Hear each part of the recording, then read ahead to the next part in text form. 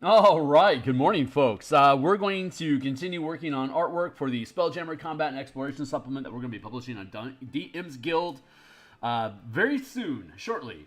A matter of weeks at this point. So let me go ahead and check my signal here, make sure that I'm coming through loud and clear. We'll go through a quick intro, and then we'll get to work here for a couple hours. So, mic check, 1, 2, 3. How are we coming through? Mic check.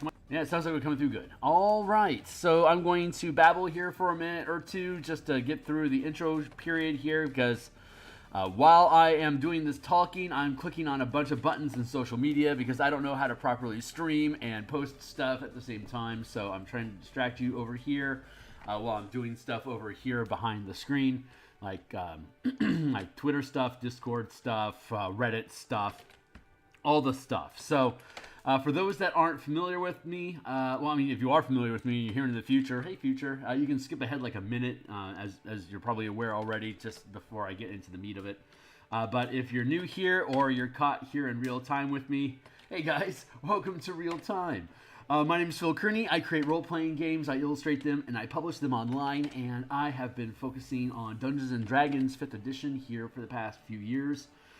I post work that I do on DMsGuild.com. There is a link in the description down below to various projects that I've already completed before. They are all available as free previews for you to check out the stuff that I've done. So if you think that stuff is cool, consider supporting the channel by making some purchases. Or you could follow me. Let's see. I just posted a Discord channel, so hold on real quick. Let's get to where that's at. Here we are in real time. What up, guys? Here's a full playlist to see previous episodes. We're currently on episode 299. We created this book cover back in episode 15, so you can jump way into the Wayback Machine to go check that stuff out if you want. I just fired up a Discord community for us to do, build a play test for the Martial Power System that I'll be starting up next month. You can jump in here as well as conversations about Spelljammer and Collar Magic Spell Point variant rules. Shout out to the Reddit community for being so supportive up here in Spelljammer Preservation Society. Thank you, guys. It's truly a joy to interact with you guys, and it's fun to have answers to all the questions that people ask. You can catch up with me on Twitter at Phil Kearney if you're still on the platform. Best way to help the channel grow here with visibility is to like, subscribe, hit the bell icon. Thanks to new folks that jumped on board this week. And of course, there are links here in the description down below to various books that I've created. Please do check them out. And if you think any of them are cool, buying a book helps encourage me to make another one. So, cheers. Let's see. Oh, yeah. Okay, great. So, got that fixed. And let's see. So, yeah, I create role-playing games. I illustrate them. I publish them online. So, I run D&D as a DM. I run level 1 to 20 campaigns, about 200 to 250 hours on average. And most of the books that I build are either the results of things that have just naturally come up in campaigns, like the Theurgy ability, check casting mechanics, or things that I specifically wanted to build to be able to depict the kind of games that I want. And the Spelljammer book is one of those instances. It is a deep dive into 5e exploration and combat mechanics that have been that are variant rules converted and altered to be able to accommodate ships at the 50 and 500 foot scale during combat, and to be able to have exploration through wild space in the Astral Sea from anywhere from the 5 foot scale to 100 million mile scale. So as we've been going along this process, we've been filling in illustrations as we go along. So all these gaps that we have in here, we play test the thing. If it works well, I hire an editor to help me make sure that the words make sense. When they do, I can integrate it into a layout program. I use Microsoft Word for layouts. And so I can break up the text into bite-sized ideas. And once all of that information is parsed per page, I can then, let's have you scroll down a bit. All these gaps are where illustrations can go. So if you're familiar with the channel, you know that we then can, let me get down here to where are we at? We're in the random system generator, right? So you scroll in here, you can see there's 2 blank page spaces on this page, so I can extract this page as a PDF, import it here into Photoshop. Bloop, see? And import it into the home page. Beep. There we go. Blip. And then we add illustrations. So when we have all the illustrations added, when we finish all the illustrations here in Photoshop, we can then extract them as TIFF or PNG files as necessary. And you can see them get inserted into the book. Like, boop, here we go. This is what we worked on Saturday. Well, we have the pre-generated ships listed here, and now we're breaking them down here on just a standalone sheet of all the crap that are included in the book. Here's their quick statistics, and here's each one of them illustrated for you to take a look at. So I think once we finish our current illustration, I'm going to circle back and we can put some like space and astral drizzle through here just to spice up the blank space a little bit to keep this interesting. But we'll work on that once we finish here. We still have we've been working on all the elemental and para-elemental planets. We have the base elements of earth, air, fire, and water, and now we're working our way through the para-elementals of ice, smoke, ooze, and magma. So we're working on ooze right now. So let's get into it. I feel like I want to do this and this, and then duplicate those, and then merge them down, and then conceal these layers. All right, so a big difference here. That's something I need to be concerned about as we're considering the texture. This is mostly a texture issue here, of being able to differentiate, say, smoke from air, right? Or like ice from earth. Like, these are things I have to be able to like water looks different from fire. These are important factors to have these things properly depicted as this texturing of different elemental effects. So I'm just gonna fuck around here with the smoke just a few minutes longer, just to get some more floofiness out of it, mostly to break down that edge there, to keep that from being so dark. Let me do that, like that. And I want to keep that cloudiness in general. That's a smoky sort of feel.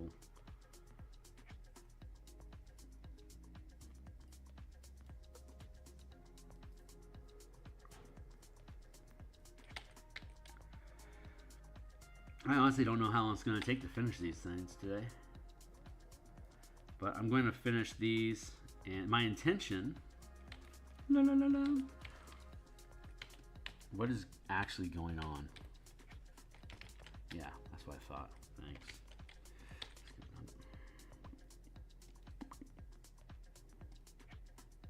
Ooh, neat.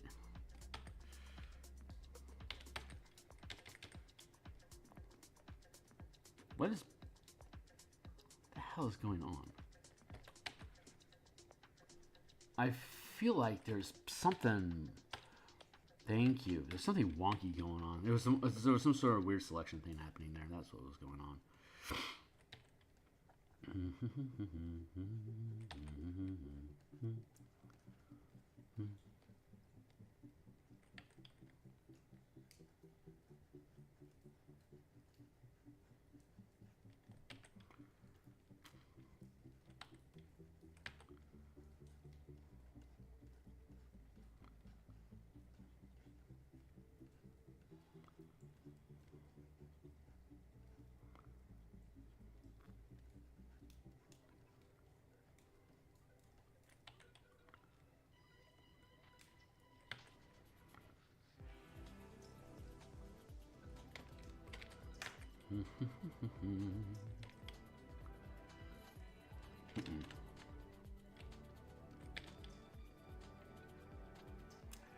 This is the quicker way to do that. We'll go free transform, and we're going to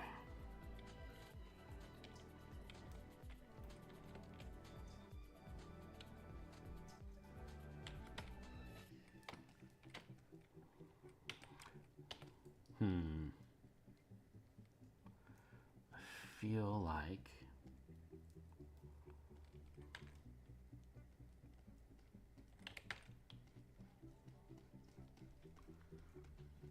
this needs to happen like that.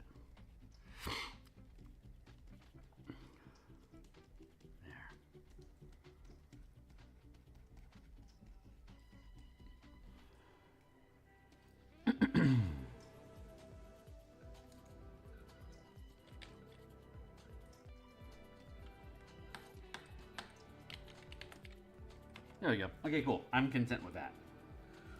I think. Let's see if I am. Am I actually content? Oh yeah, this is turning out great.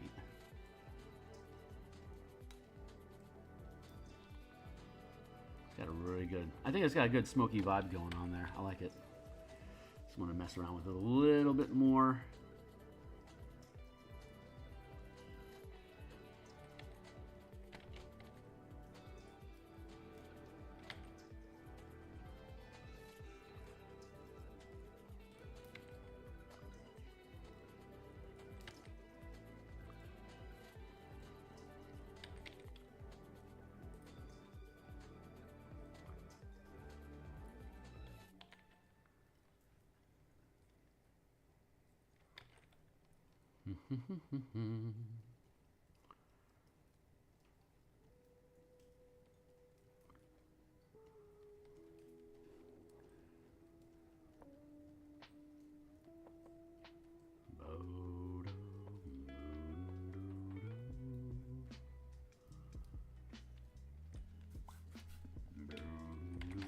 Grab a block of that.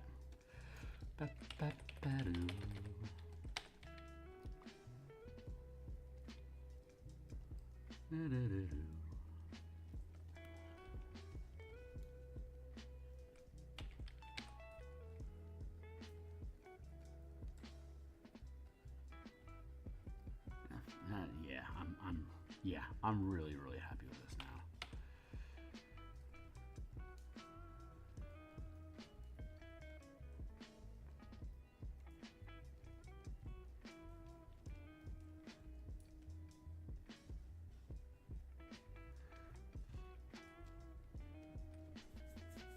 All right. Yeah, I like that. I like that a lot.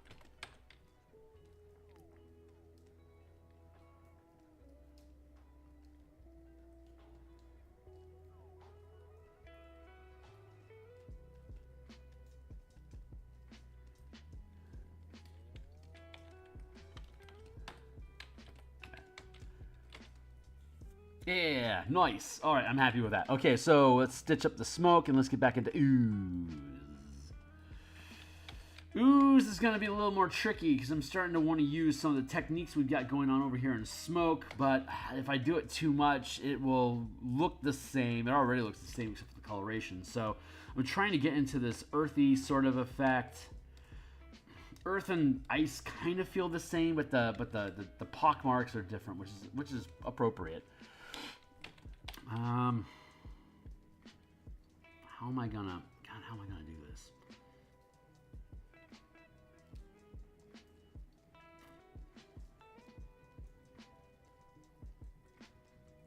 Like without looking too much like smoke, you know?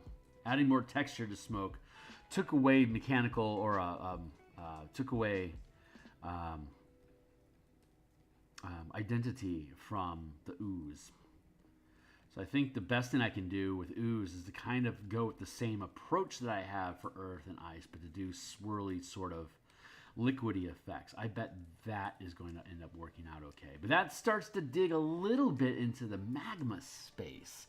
But honestly, that's probably thematically accurate to do so, because the Paraelemental Planets are a blend of the elements. Like ooze is a blend of water and earth, so it having earthly effects and watery effects represented in its texture would be appropriate. And that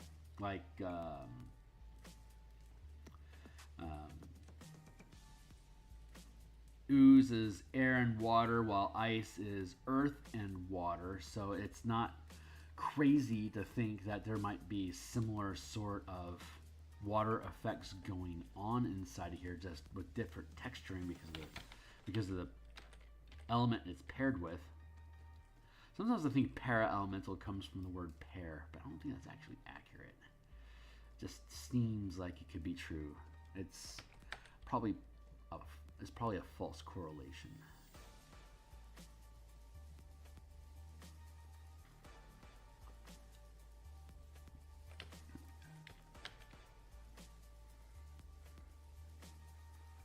So I'm going to create this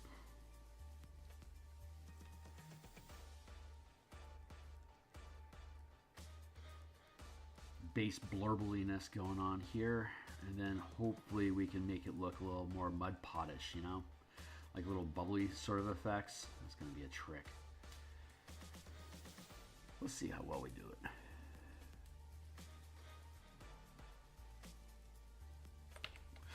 Like differentiating fire from magma, I think that fire does a decent job just because of the amount of radiance that's coming off of it. I feel that's fair, though there could always be improvements, I suppose.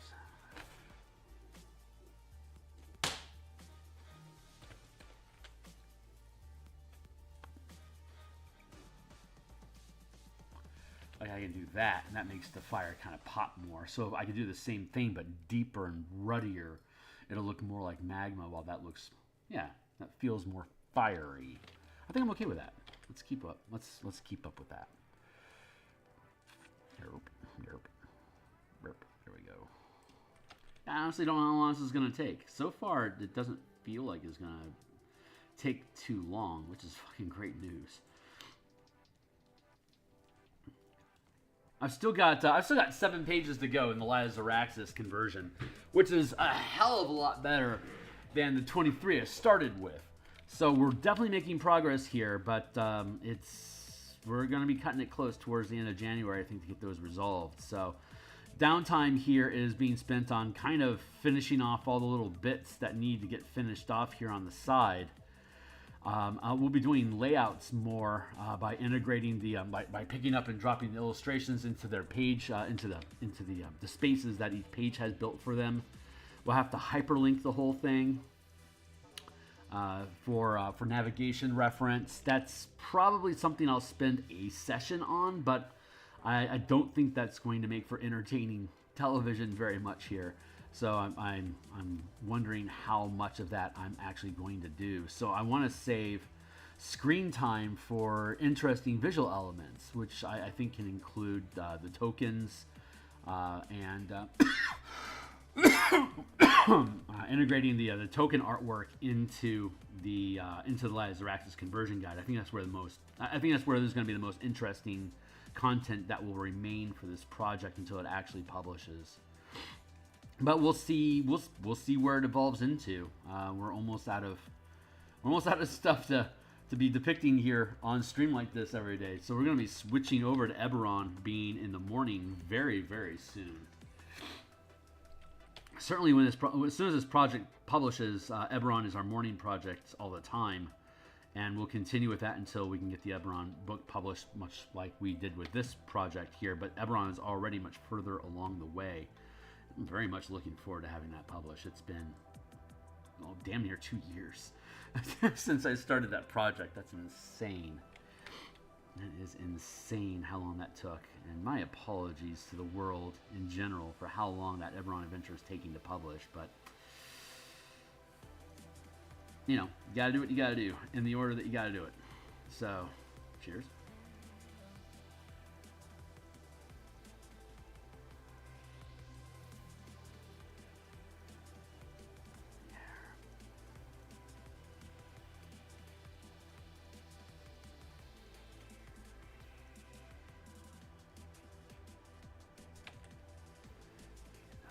I think you can do some blurbly sort of stuff.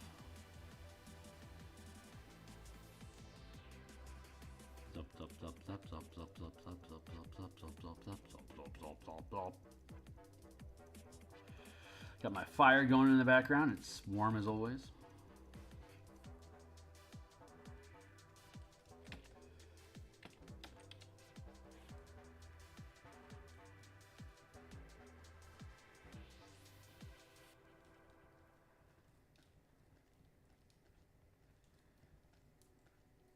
Do like that, and then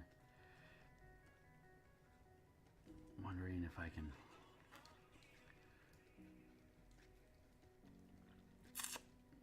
what can I do?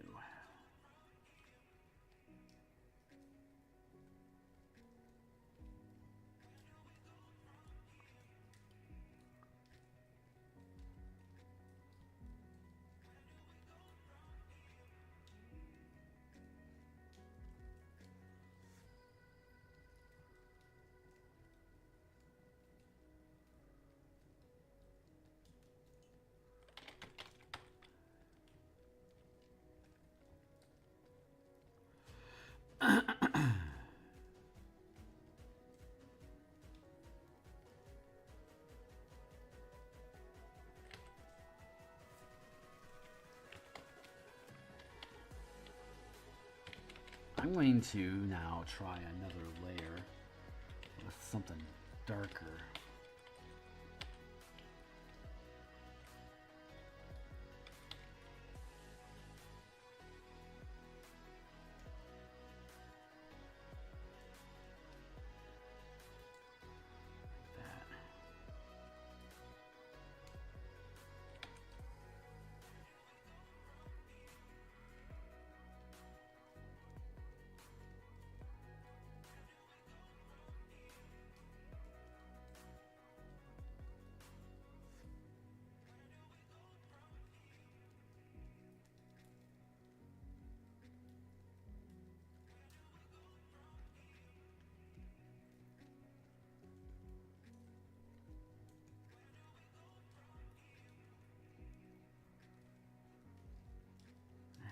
I like that.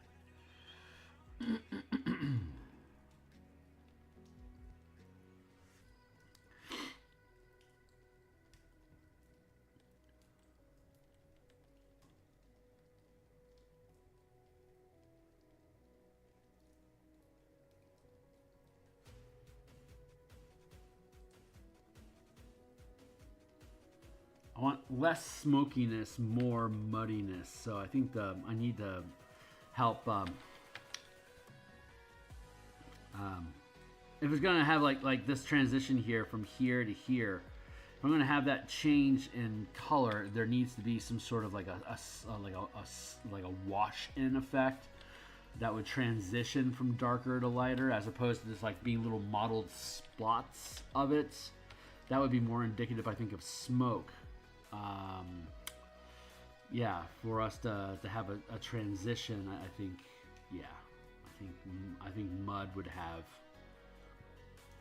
seepage, like always a gradient, switching from a darker to lighter.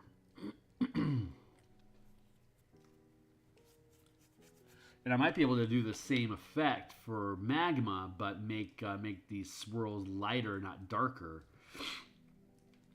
Like right now, this is looking like the lighter values, the higher on a scale of 1 to 10, 0 is 0 light equals black, 10 equals pure radiance, which is white.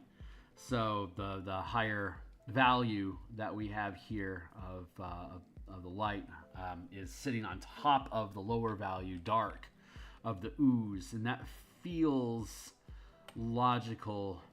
Like that sounds like good physics to have the lighter portions on top. I think for the magma, when we start that, it's going to have light on the inside, and then it's crusting over and cooling on the surface. So instead of there being like these little pockets, like here we're doing these little pockets of radiance or lighter effect to sit on top of the dark, and then for the magma we're going to have dark sitting on top of light. Here we have light sitting kind of like feathering through dark, so I've got this like layering effect where it's fading into the interior, and then make the whole thing radiant and flaring. You know, can you say radiance another time, asshole? Thank you. That's what we're doing. And I don't want to create too many circle pockmarks. Occasionally it's okay, but I don't want them to be solid, like because like this has shattered surrounding pieces here. Like these are individual shapes that are interlocking, and these are individual pockmarks that are like impacts, craters, and stuff that are grit pockmarking it. I can have pockmarks on here, but I don't want any of them.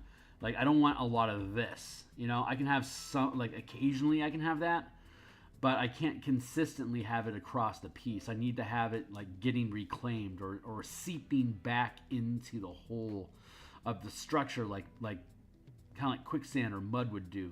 Like you sink into it, it seeps in.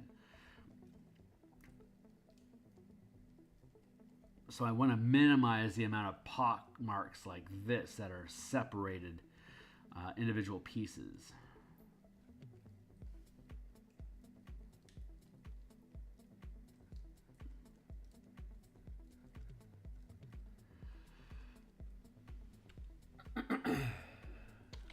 And they don't all have to be connected either. Not having them all connected would actually make a lot of sense too.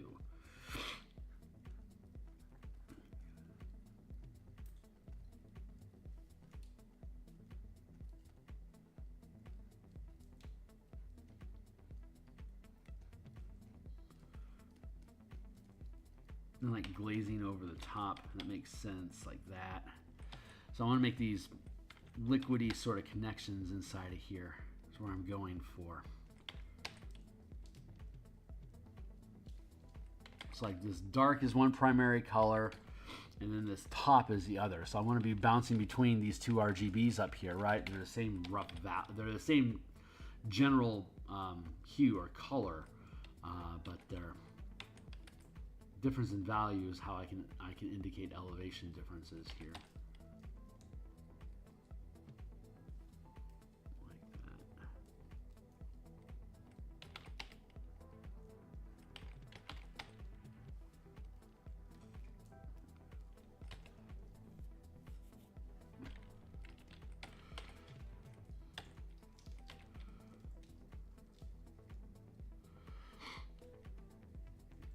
See if I can get it consistent, it'll look less smoky. It's the inconsistency of the little effects that I think cause the smoke effect to occur. So I'm going to try to minimize that by blocking these things in a bit more like that. Let's see if I can smooth that all out and resolve that ooziness we were worrying about.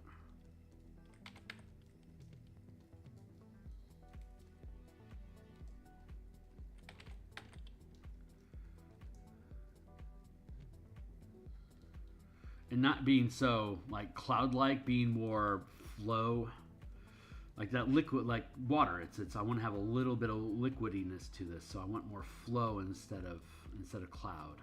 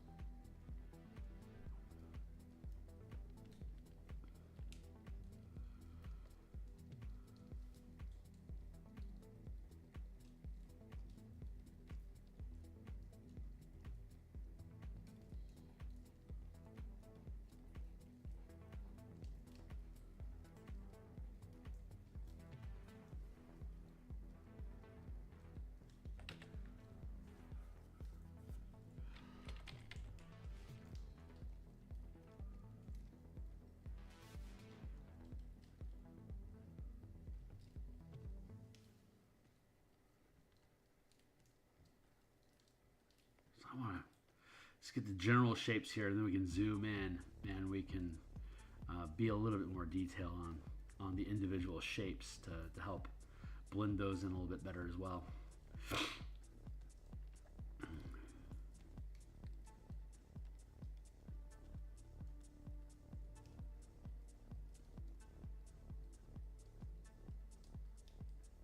Like this is the sort of effect I want going on with this. This feels more oozy than anything else on the page so far.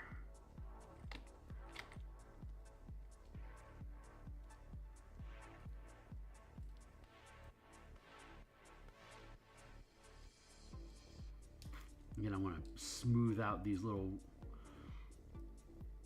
divots so they're more curves, more 60s style. What are those things called? Like lava lamp, you know? I want to think lava lamp, not smoke. So all these shapes have to have this liquidy flow to them.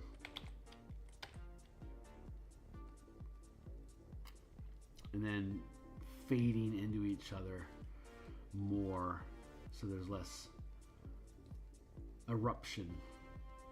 More flow, less eruption, less effervescence, more seepage is what I want.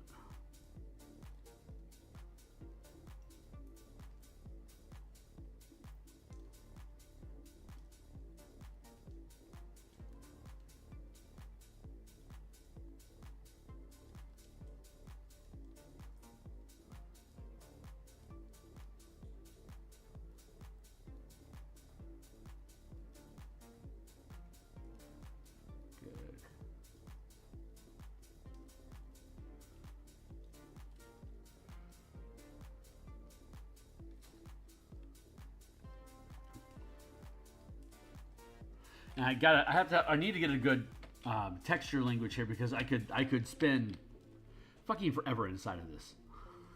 Magma's gonna have the same problem. I can spend a stupid amount of time over perfecting the details when it might just not be necessary.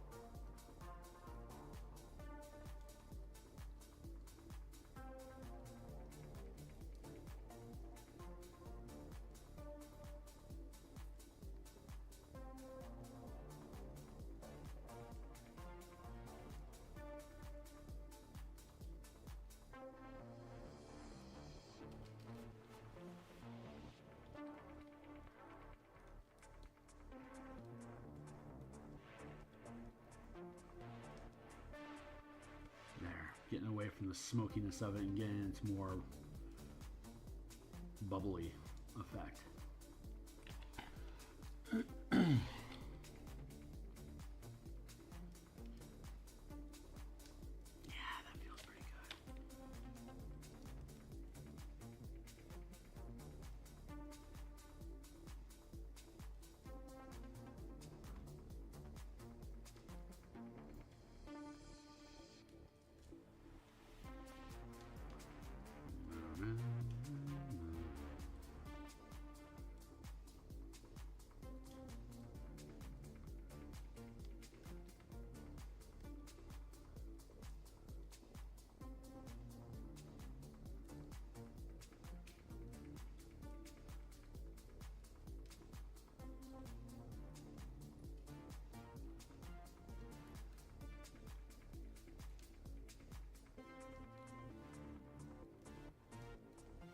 I like this little crater effect we got going on here. That's the kind of blurpiness that I want.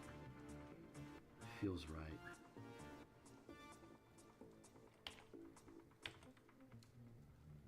That feels right.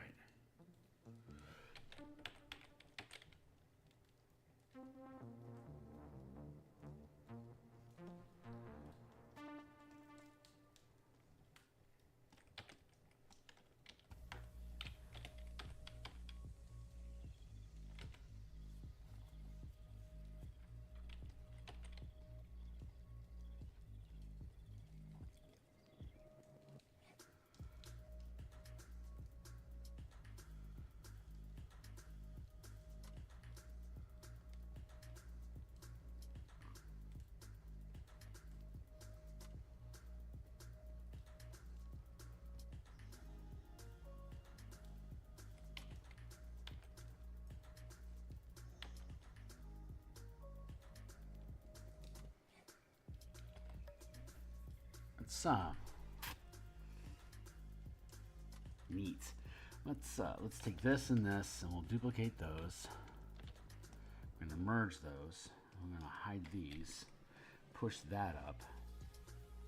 And we'll keep at it.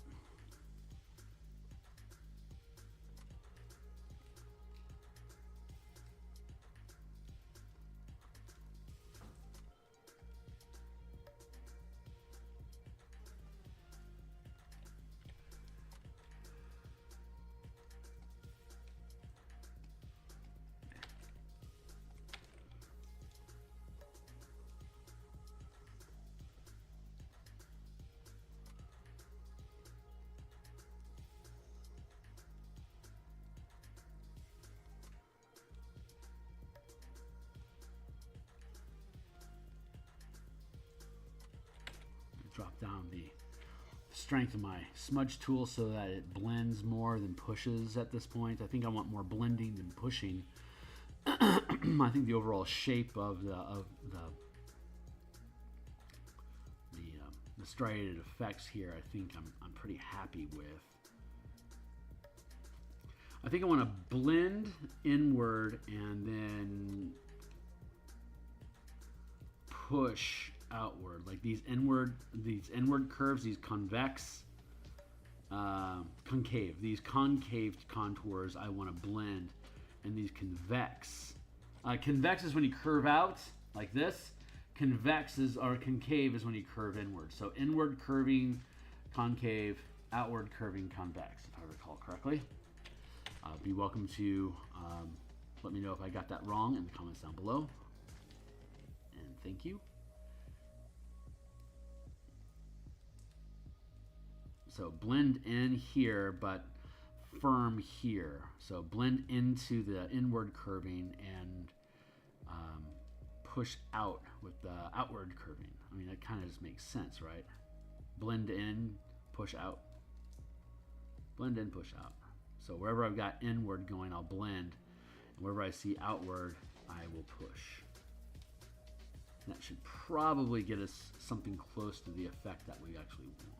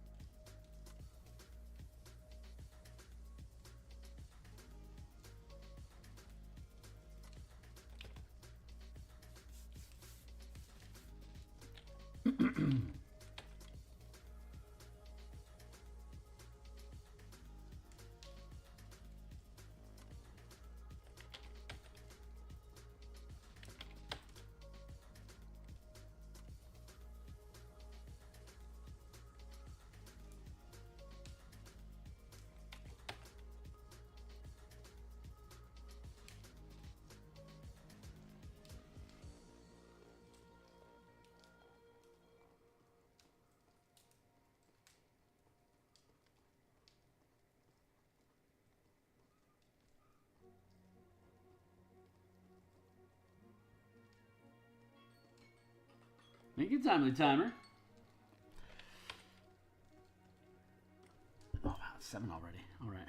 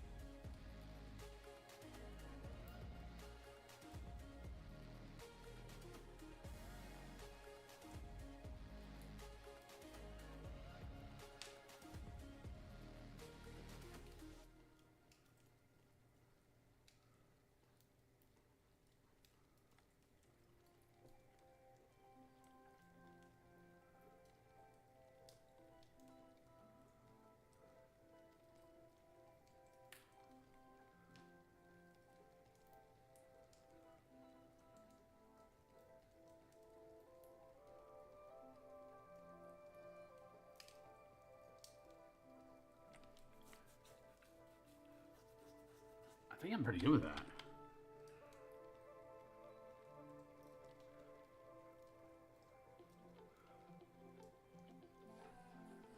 I like what this is doing overall. I like this language over here. This feels right. Nice.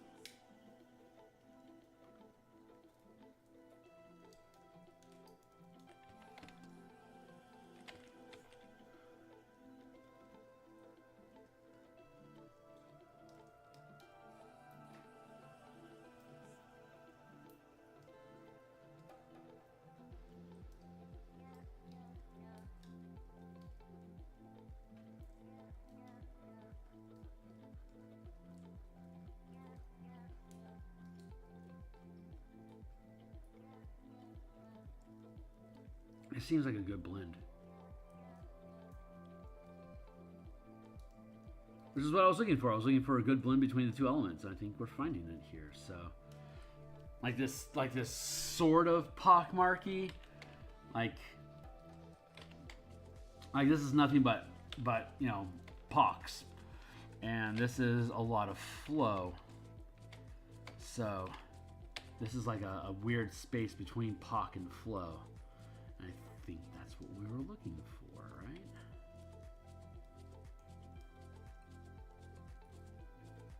Now the next thing I can do is, once I'm happy with this, I can go over and I can do a highlighting glaze, like a slickening effect. Yeah, a slippery light highlight. I think, and because we have that, like we have like this this outlining effect along the edges here to differentiate like the crusting of two plates into each other. I want to have that, but not on the edge, but in the interior a little bit, so it feels rounded and slippery. And I think we'll be able to accomplish that. But first, I just want to make sure that I've got all my shapes here sort of flow without smoke. I've been talking about liquid a lot. That's again what we're trying to do here. So I think we're getting into a good spot for that. Almost there, as it were.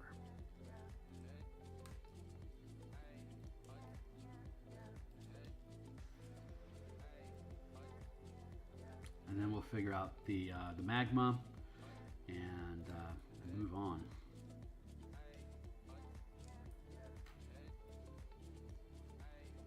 So we're going to work, we'll be finishing, my intention is to finish this today, and it might take 3 hours or something like that for me to be able to finish off all these things. Like I've only been working on this one for 40 minutes and we're almost done. So an hour for this feels realistic. So probably another hour for the magma piece next door. Maybe longer. We'll see. There. That feels right.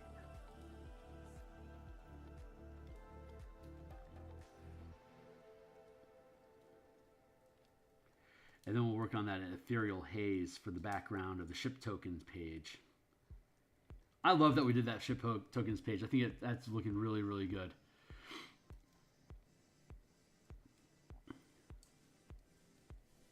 Again, for folks that are showing up late here, here's what we built yesterday. So we have the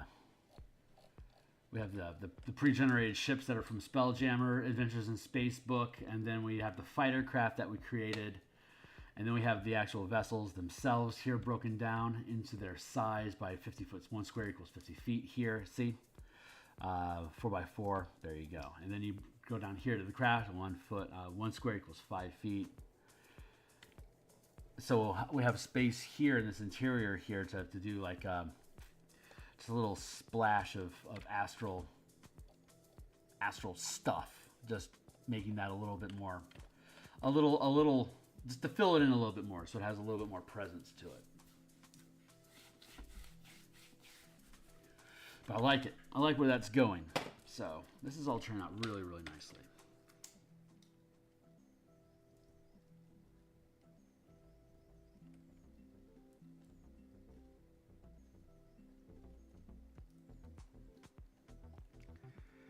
We'll get a blue sheen. That'll be a good way for us to connect these two. Ooh, this is so close.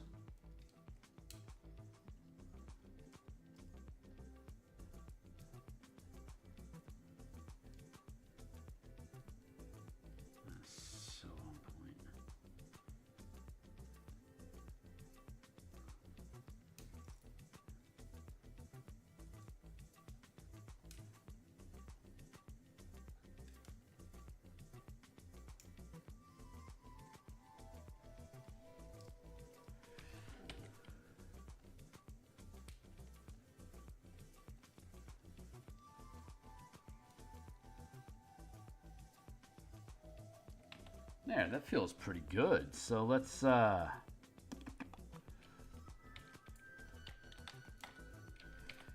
of that. And now let's go. Let's go. Maybe something like this.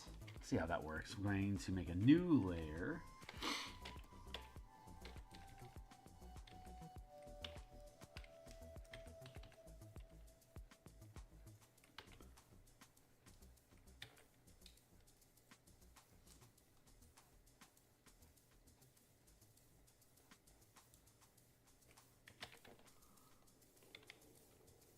Green, interesting. I don't think I want green.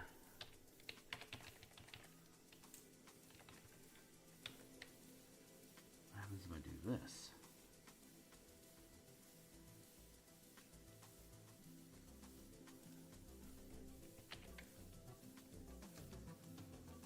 Still green. I don't think I want green. What we got here? Red, a really sharp red. Is that what we want for our ooze? Where's the reference that we were looking for? We had an ooze monster in here we were looking at. There we go. What color are you looking on? Okay. Let's try that.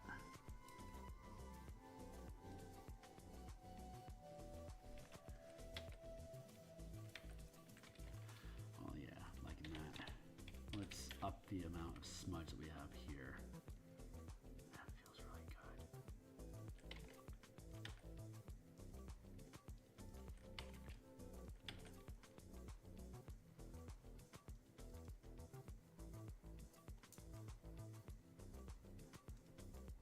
So we're looking at we're looking for convex angles, convex arcs to overlay with this highlight smudge effect, but to blend in like here's the concave and here's the convex. So I want to lean into convex, and I want to blend into concave, just like before. And when in doubt, lean towards the center of the planet, like this.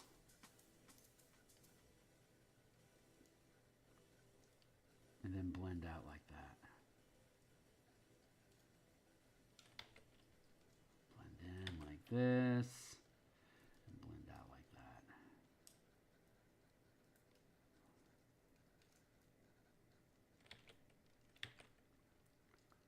Add in, smooth out. There.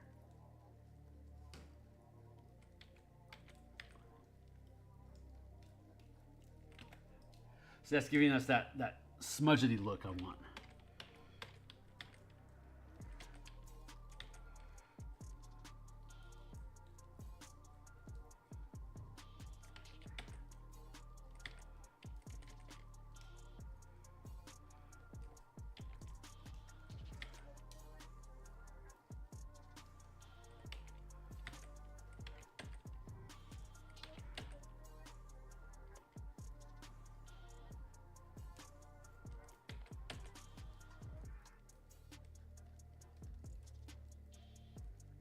Can't rush or slop it up though. The texturing is actually pretty important.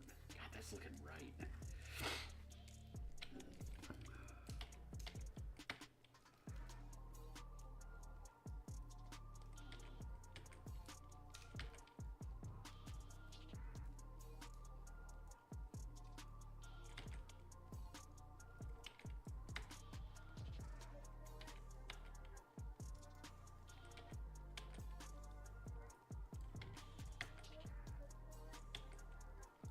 I know I wanted to stay away from the edge, and I haven't really done that. That's what I want to be doing.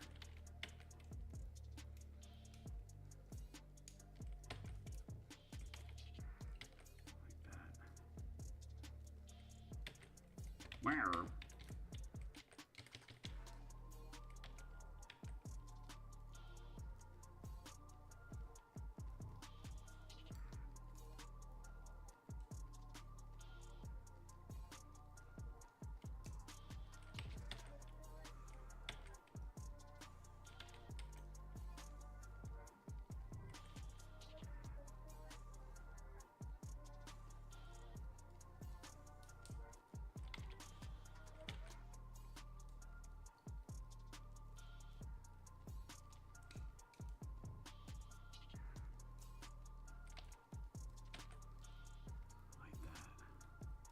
There we go. This is feeling pretty good.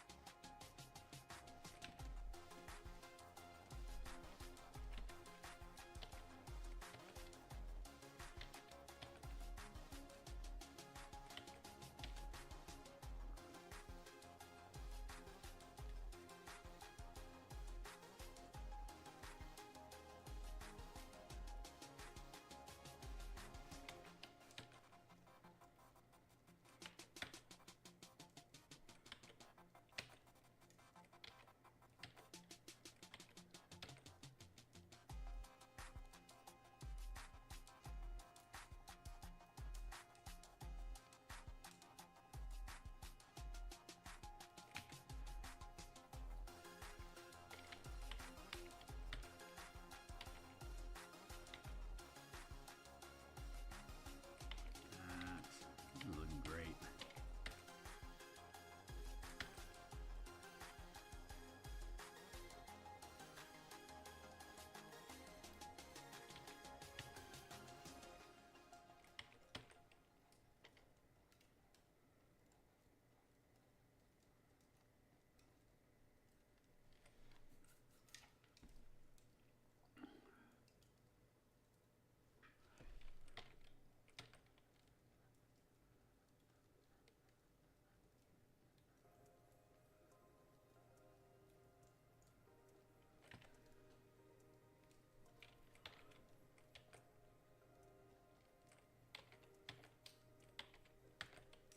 So far, so good, man. This is turning out really nicely.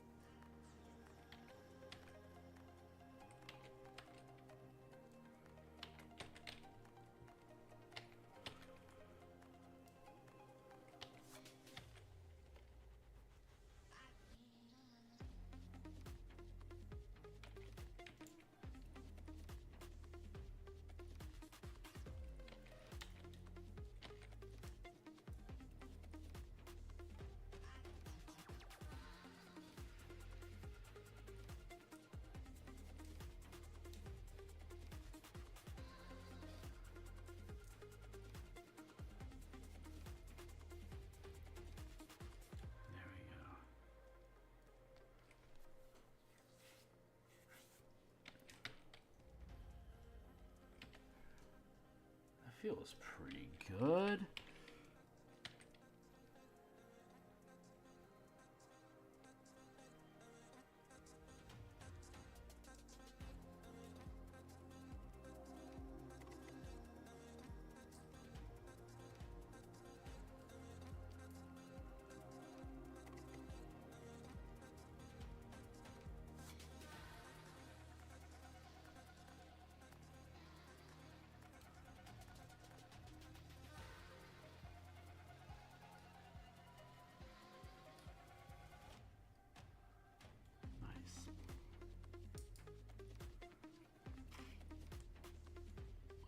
wanna do something for the darker interior as well. I'm still noodling over what that's going to be. So while I'm trying to imagine what that's going to become, I'm just rendering out and smoothing down the highlights of the stuff that we've already established, so that I'm not wasting time in contemplation. I'm just continuing to move. Damn, another 20-minute timer. That's okay. So we've been working on this for an hour now. Nope. No, yeah, an hour. Wow, it's been exactly an hour so far that we've been working on this. So far, so good, man. I'm happy with that.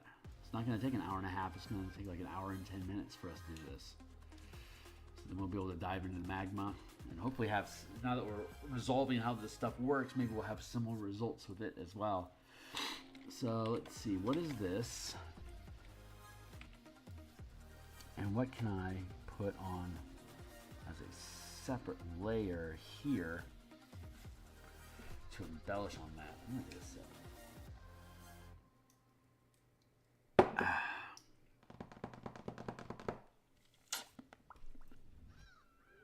What do I need to do? No, I already know that doesn't work, so let's grab this. Be there.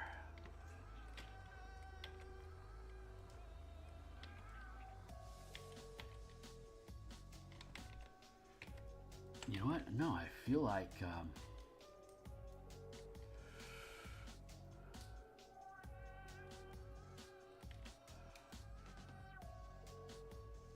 what can I do like that?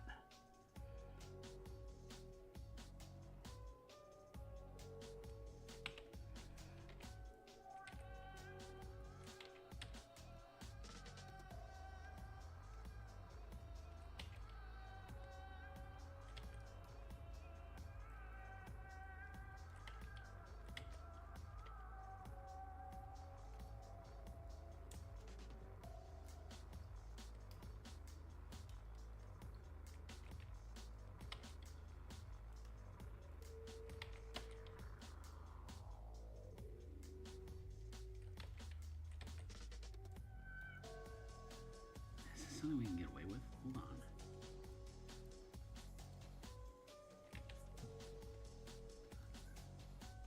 No, that doesn't feel right.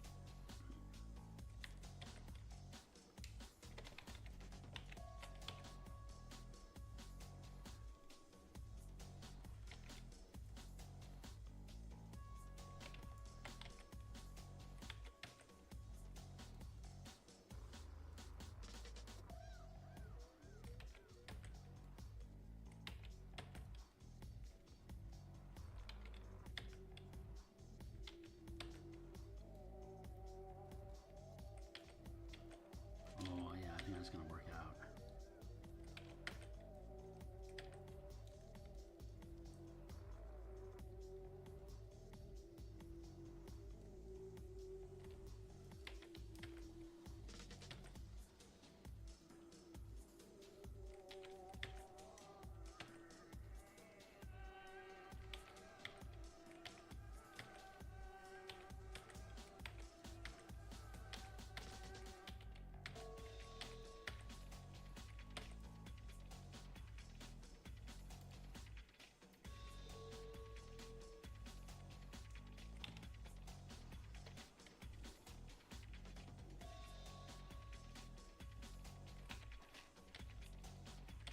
Yes.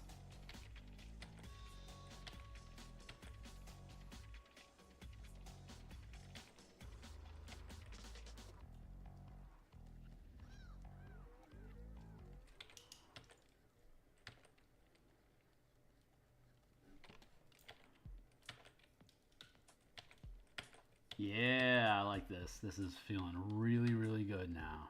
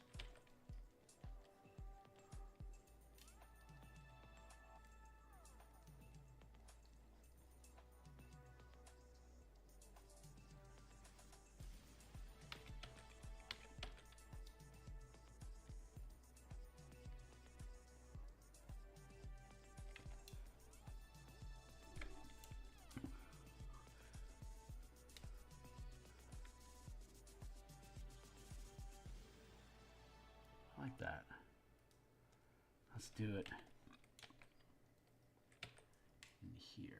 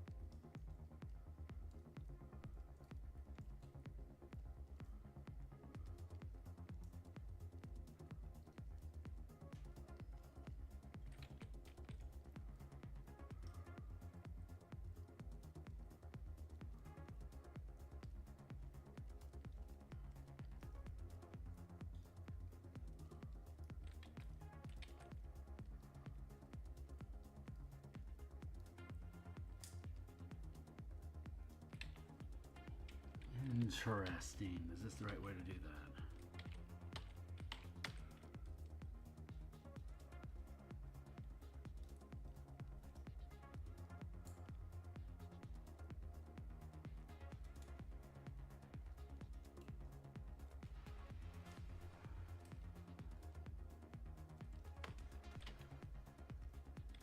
Might be. It might be just the way to do it.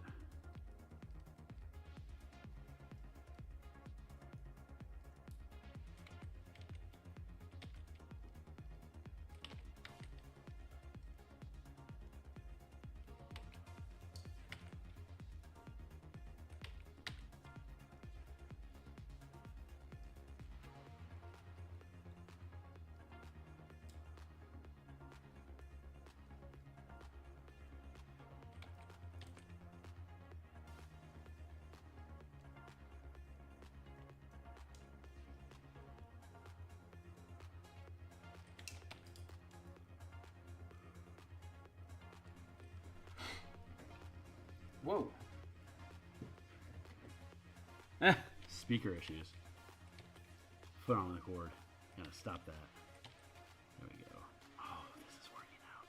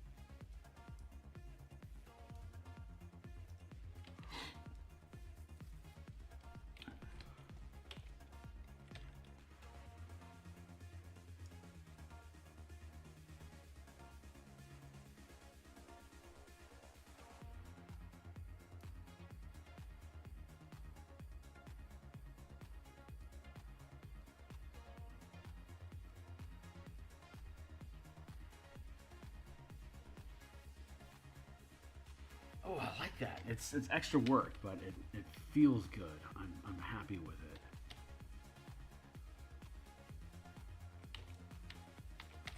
This is a pretty unique effect that will make it difficult to misconstrue something. Yeah, God, that feels right. Look at that. That looks so fucking cool.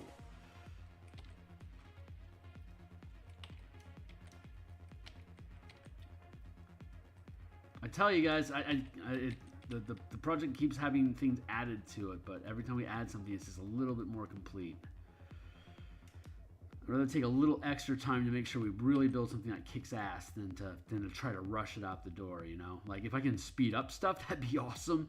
God, that would be great. Thank you. But yeah, I'm not. I want to prioritize quality over expedience.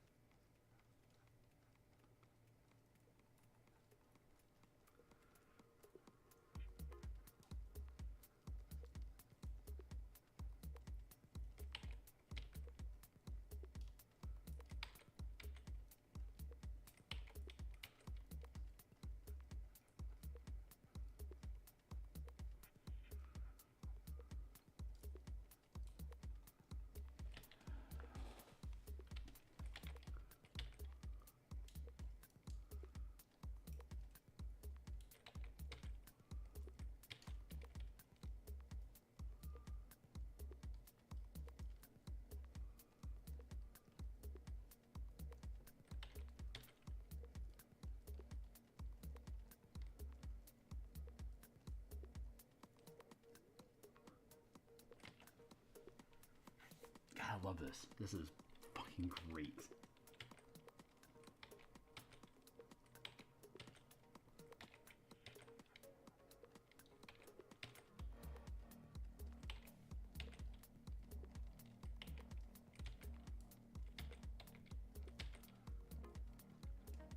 Took a little while to find this, but we found this.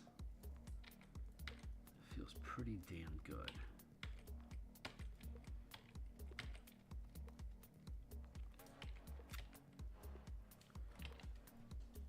Oh god, that feels so slick. That's awesome. It's exactly what we were hoping for. Holy shit.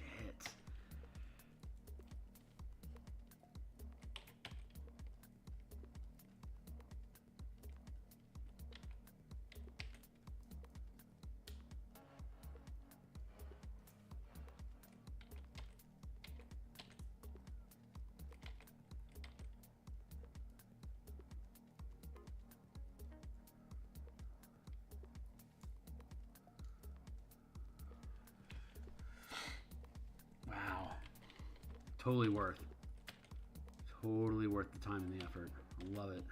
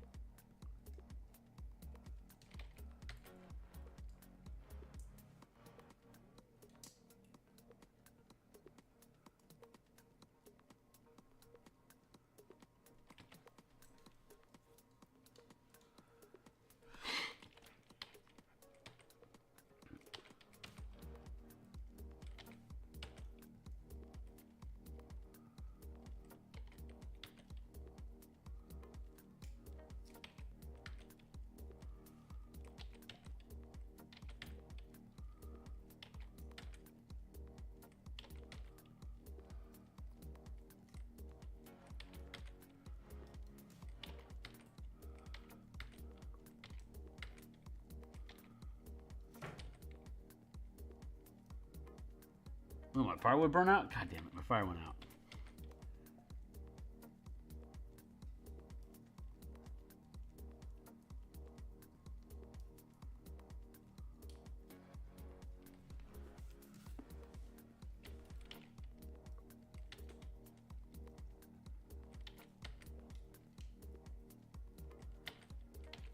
I don't want to take time to go build a fire. I want to keep working on ooze.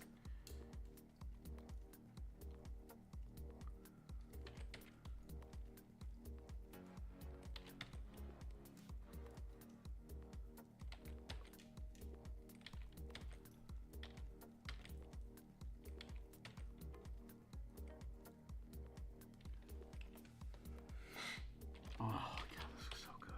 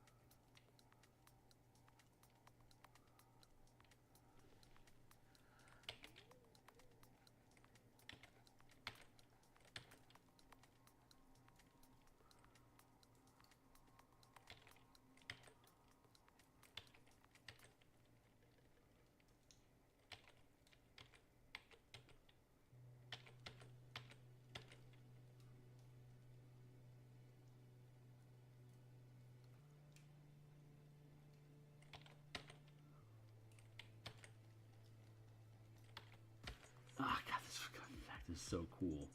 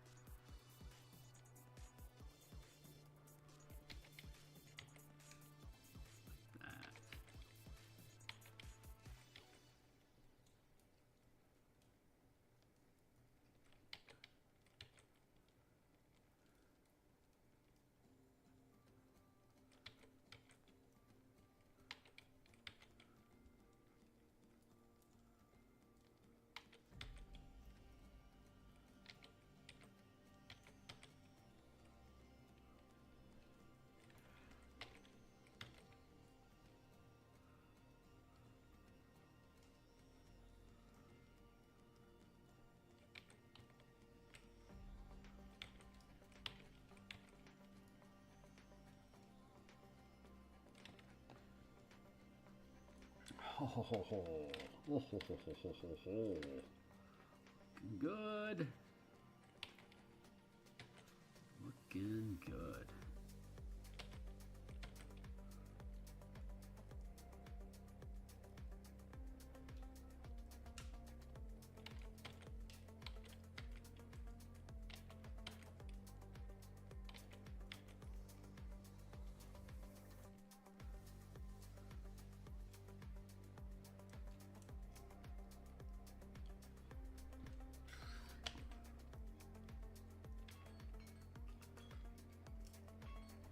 So that's an hour and 20.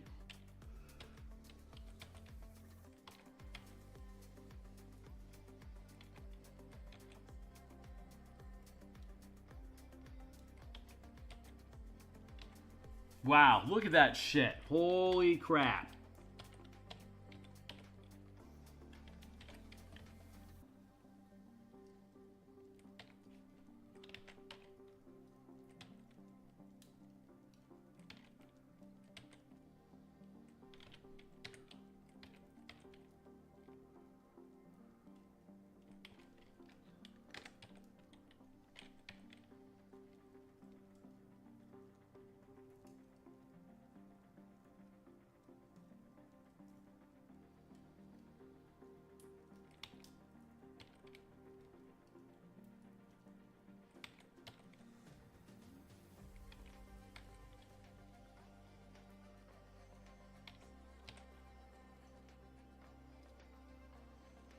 A little more highlight here.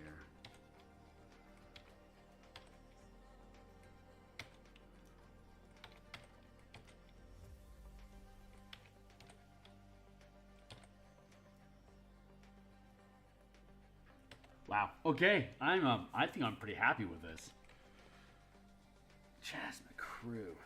Hell yeah, dude. That feels right. Oh man, I'm happy with that. Okay, cool. Let's get into Magma. Very, very happy. Let's see. So Magma. Let's grab an image.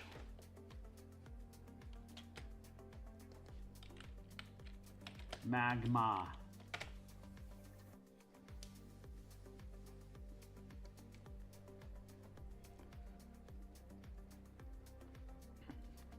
Ooh.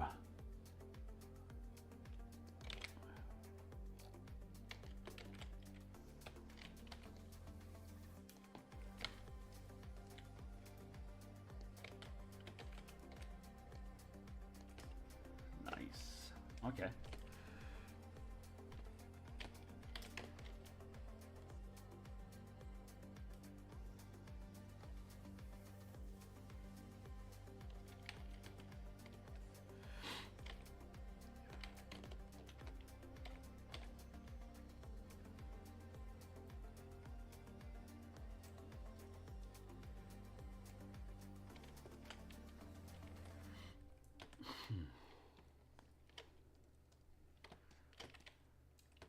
Oh, we just locked up, so I'm going to have to hit save and then reopen it. So I'm going to take a sip of coffee here. I'm excited about this. I see things happening here. I see things happening here. Let's first close out of that, and then we'll reopen it.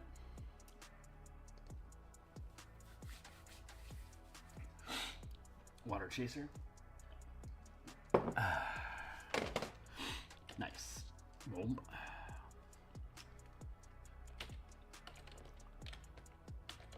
So we were down in here. Now we want to be in here.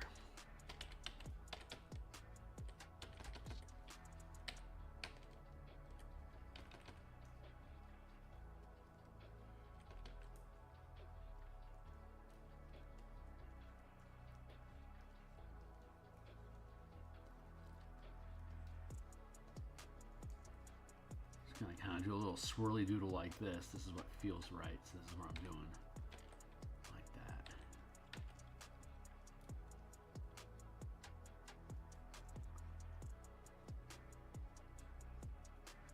This sort of liquidiness to it, which is appropriate for magma.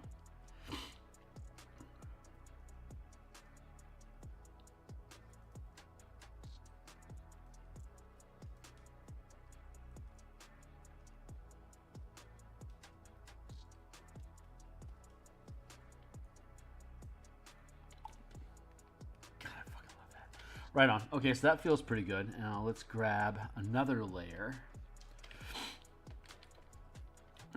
So we're here. Now we want to be up in here.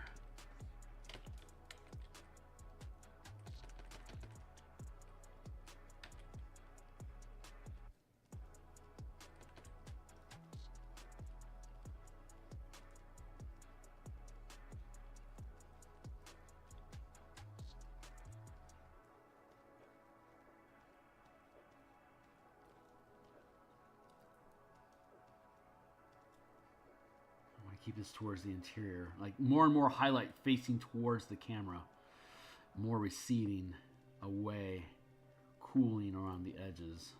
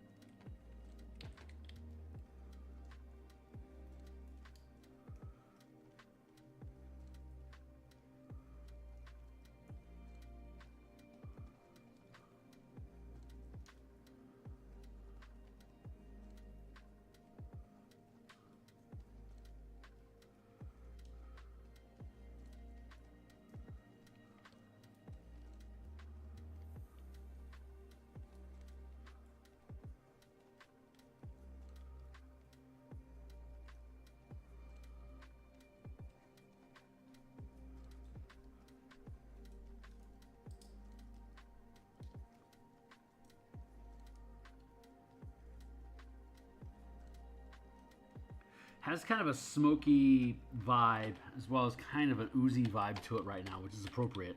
It's what I want. But we're going to make it kind of like ice. So you'll see what I mean in a second here. You probably already intuited it.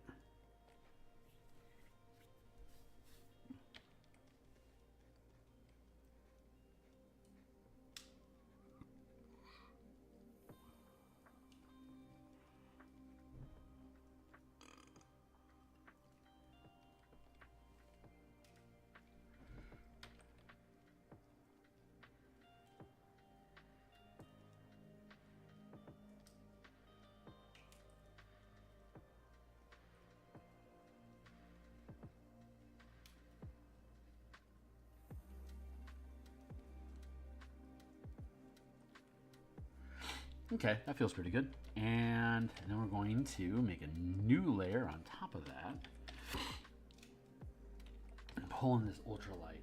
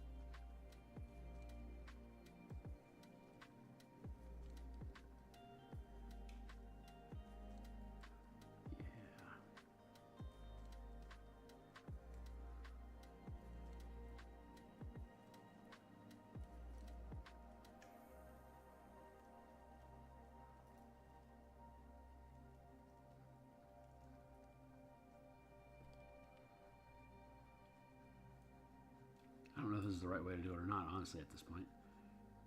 I have my doubts.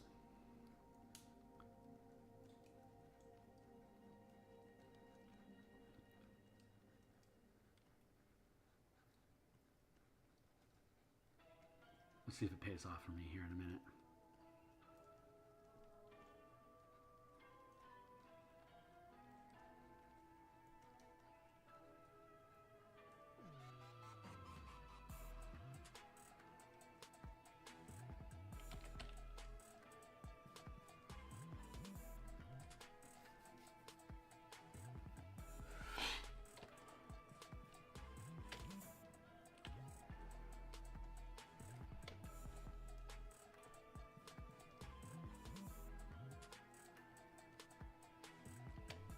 Jeez, I could probably...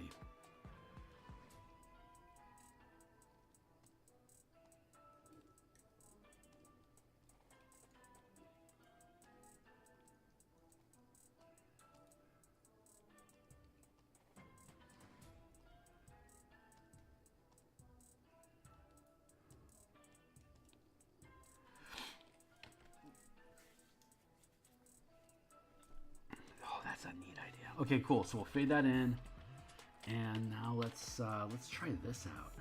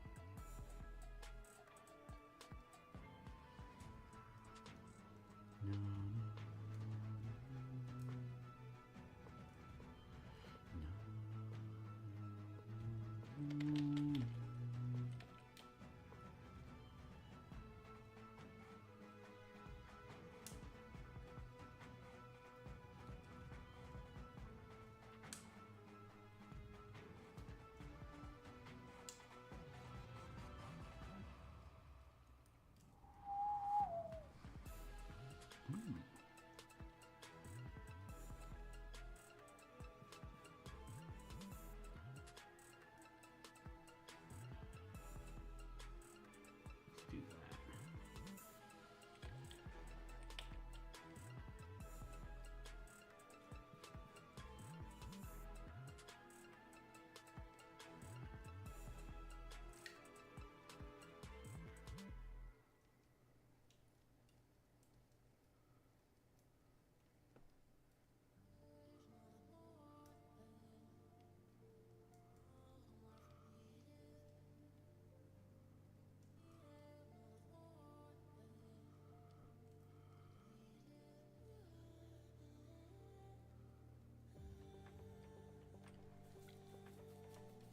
Is this the right way to do that? I don't know. Let's finish the grid, and then we'll see about blending. See if it all makes sense then. I like the idea of what this is. I just don't know if I'm executing it well.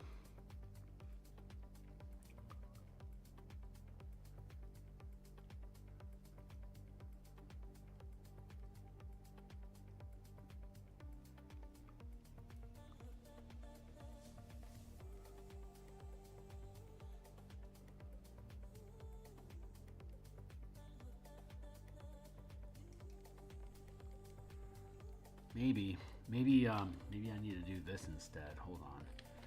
Let's try this again. Oh no, I can still do that. I can just make it a faded bit. Hold on, we can make this work.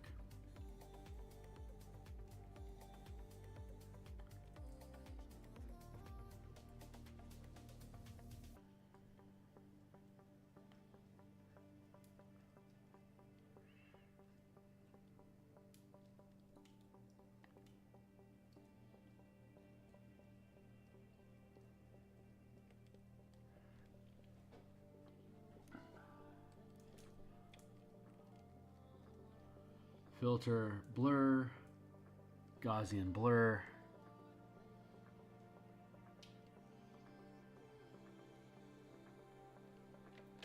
Like that.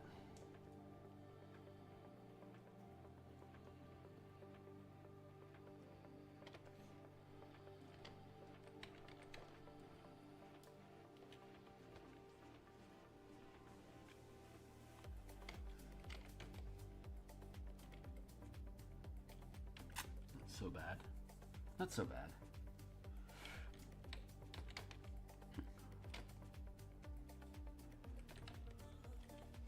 Whoa! Hey, let's do it this way.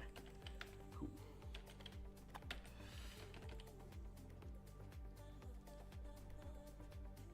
Let's just do some blending here. Make this all mesh together a little bit more like little lava bits. And then we can do highlighting. We can do sharp yellow highlighting over it. Pull it forward, elevate it.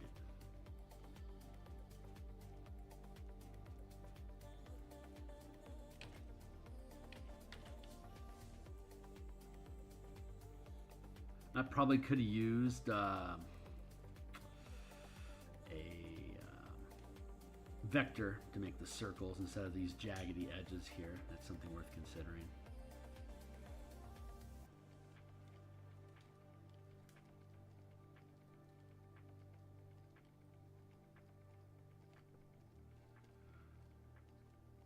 So far, this feels pretty good.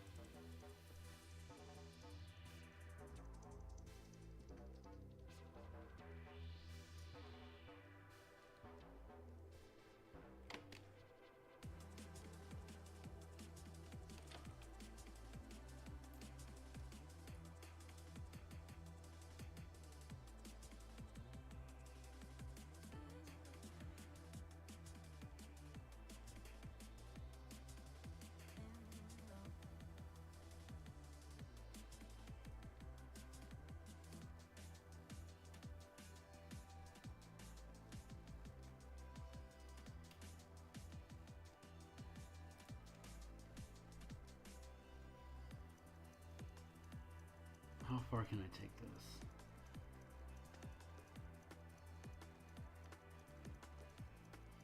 I don't think much further. I think we're almost done here. With this layer, and then we'll put the sharp yellow over it.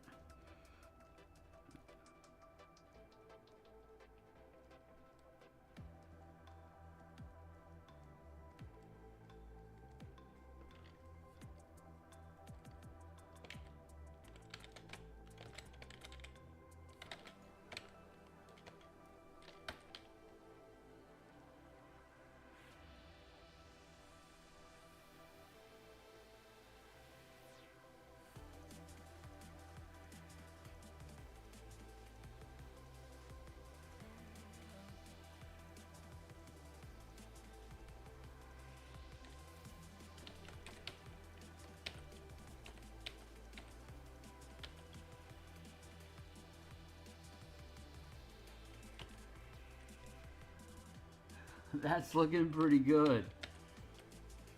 Legit looking good.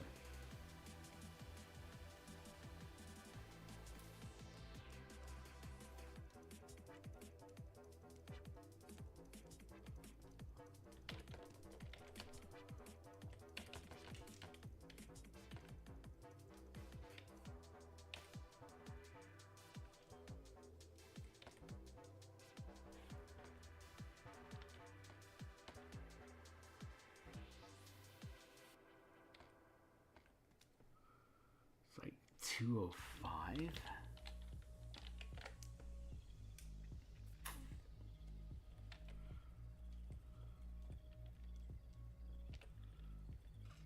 Holy crap, yeah. Nice. Okay, that was a good smoothening effect.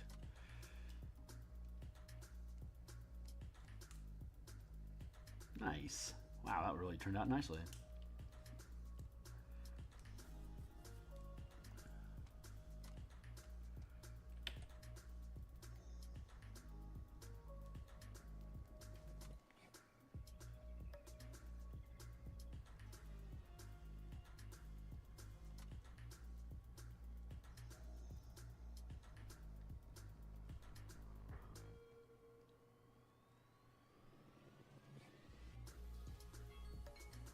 All right, that's 20 minutes we got going so far on this. I think we're doing pretty fucking great for 20 minutes, man. Holy crap, we're doing it.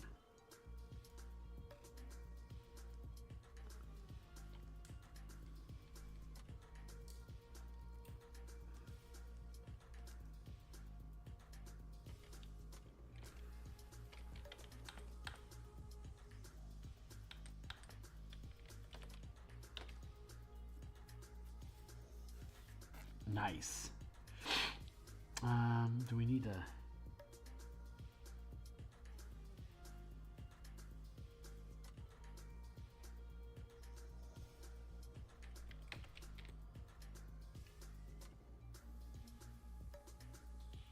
Yeah, that feels right. Okay, cool. So now we have that going on.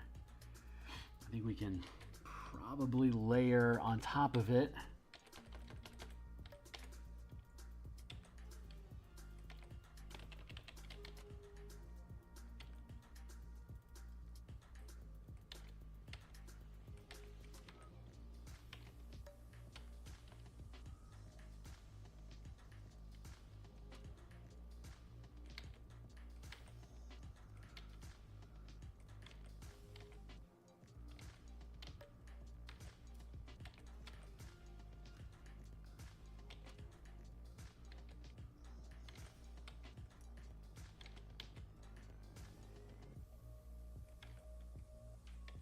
Need to be a little careful because I don't want it to be as messy, because I don't want to blend out like I did with the layer underneath this. I want to keep this crisp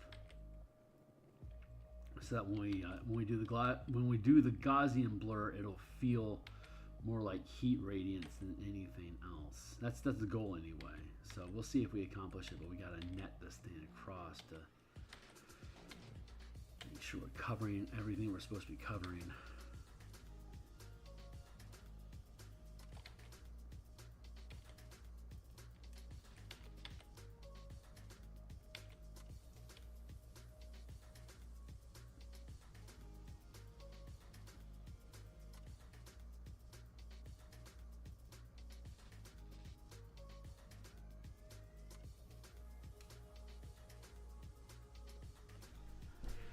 This is gonna work out.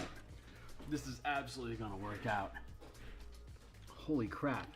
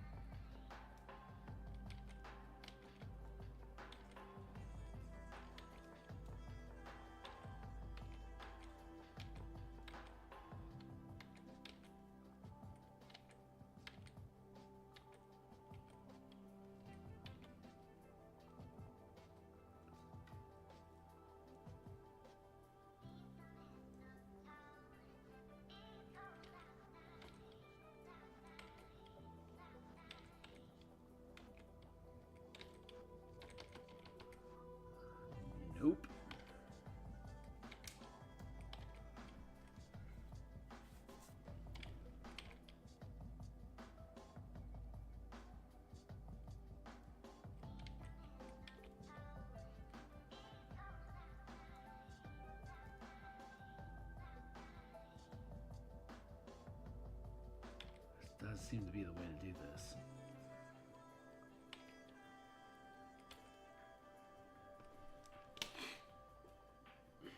Give me a second here. I got a sideline thing I gotta do.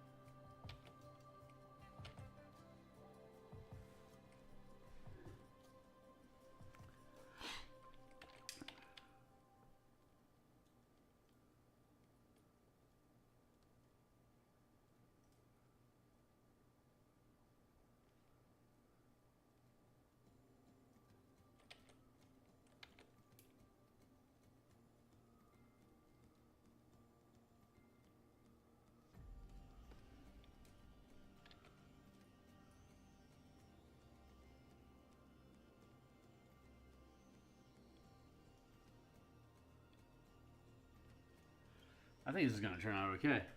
Well, hey man, how you doing? W Art, sup?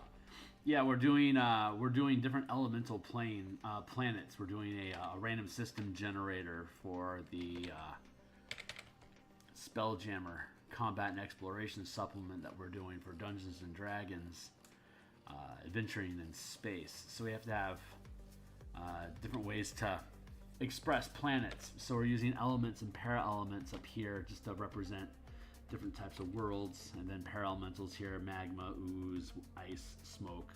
There you go. So right now we're just doing a magma planet by making a net of lava lines, kind of inspired off of this, like a mix of this and this is where we're going right now. Let's see if this pans out. Yeah, right on. Are you a D&D? I don't think I've seen you around here. 809? 809 miles per hour, right on. I don't know what that reference is, but it sounds fast. I don't know if you're a D&D enthusiast or just an art guy.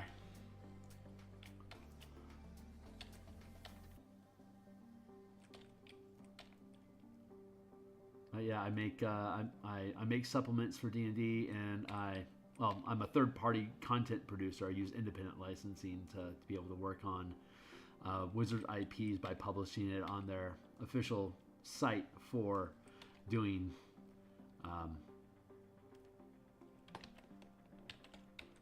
independent work using their intellectual properties, which is DMsGuild.com.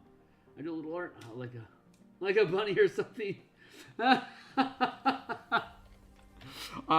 So folks that show up here are typically either art, look at a lot of art streams, look at D&D stuff, or look at Magic the Gathering stuff.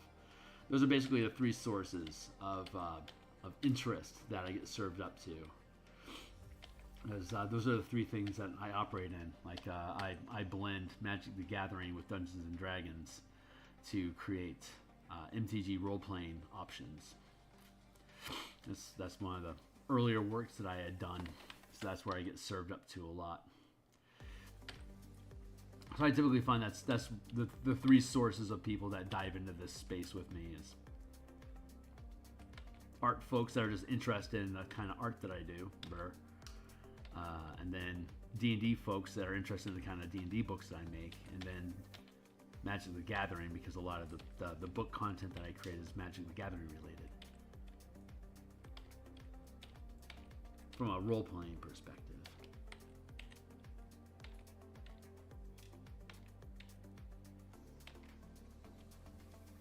Yeah.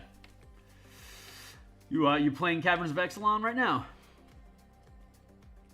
I don't. I myself, I don't really have any time to actually play the game, but I watch Ash Lizzle and Legend VD and Covert Go Blue, and then whoever else gets randomly served up to me for me to stay on top of what the current meta is.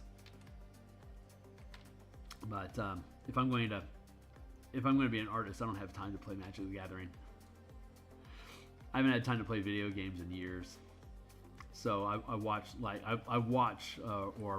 so okay, this space over here that you're sitting on over here, this is my reading pane. So when I'm off camera and I'm working on stuff on the side, this is the sliver of this space here. This is the sliver that I have to have a YouTube channel playing in the background. Like I was listening to DMsGuild play through Vampire Survivor recently. So I mean, and you don't have to watch every instance of Vampire Slayer to get what's going on. It's only when he starts freaking out about grabbing some new random ability that's like, let's flip to the screen and see what's going on real quick, and then I go back to work. But Magic the Gathering is the same way, especially once you learn the cards that are not, like, if someone says they're playing Get Lost, I don't need to look and see what the hell is Get Lost, right?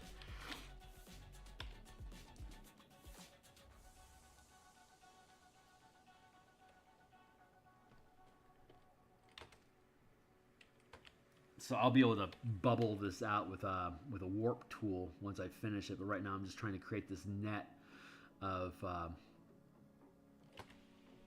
plasma effect. We'll put a glow onto it, and then we'll bend it so it curves a little bit more, so it has like this radiant sort of effect. Earth, air, fire, water, ice, smoke, ooze, magma. Those are the 4 elements and 4 para-elements. I can't even draw a bunny. Fair. How are you so good at painting of planets? I've been an illustrator for 30 years, so it's you just learn things after a while. You know, I've done a number of planets in the past. I've done sci-fi RPG artwork and stuff like that. So I've been fucking around with planets and asteroids and moons and stuff for ever.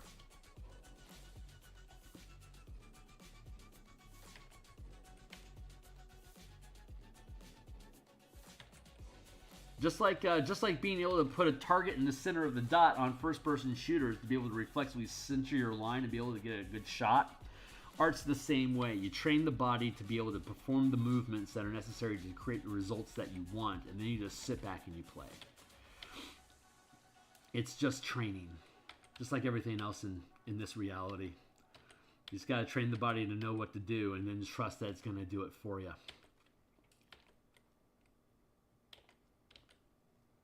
But most of the stuff I do is intuitive anyway. There's this thing called autonomic performance, where autonomic is where the body knows what to, like sports, like athletes, like professional athletes have autonomic abilities to like be able to dribble the ball and shoot a 3-pointer without like having to think about it like at all in basketball. It's the same thing. Artists that have been honing their craft for a long time train their body to be able to perform, so you don't have to think about it. So I can be contemplating like what needs to be done over here next without having to think about how am I supposed to draw this circle properly, you know? It's just a process. But it takes diligence and patience, and it's training. It's just daily training, which is why I like to stream. I stream 6 days a week, Monday through Saturday, and then I make a video and I publish that on Sundays. But 6 days a week, I'm on here for at least a couple hours training, painting each day, depending on what the project is.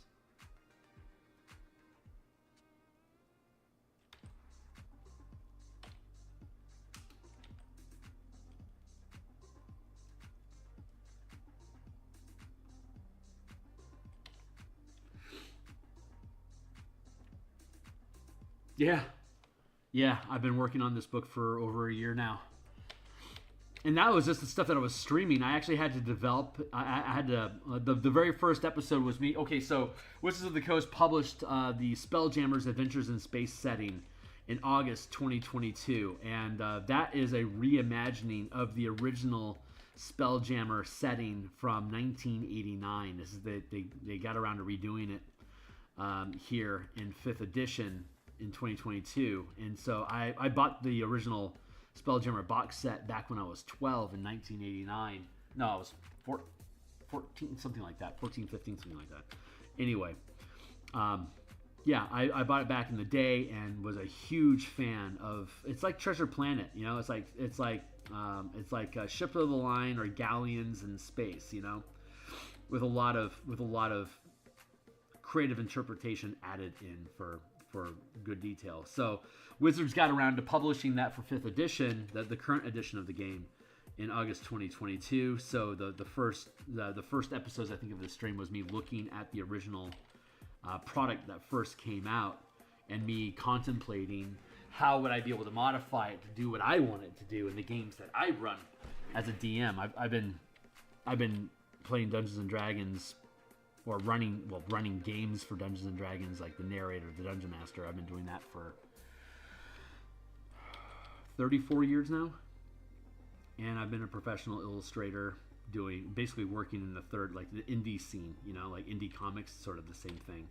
Indie games. I've been in the indie game scene as a freelance illustrator for about 25 years now.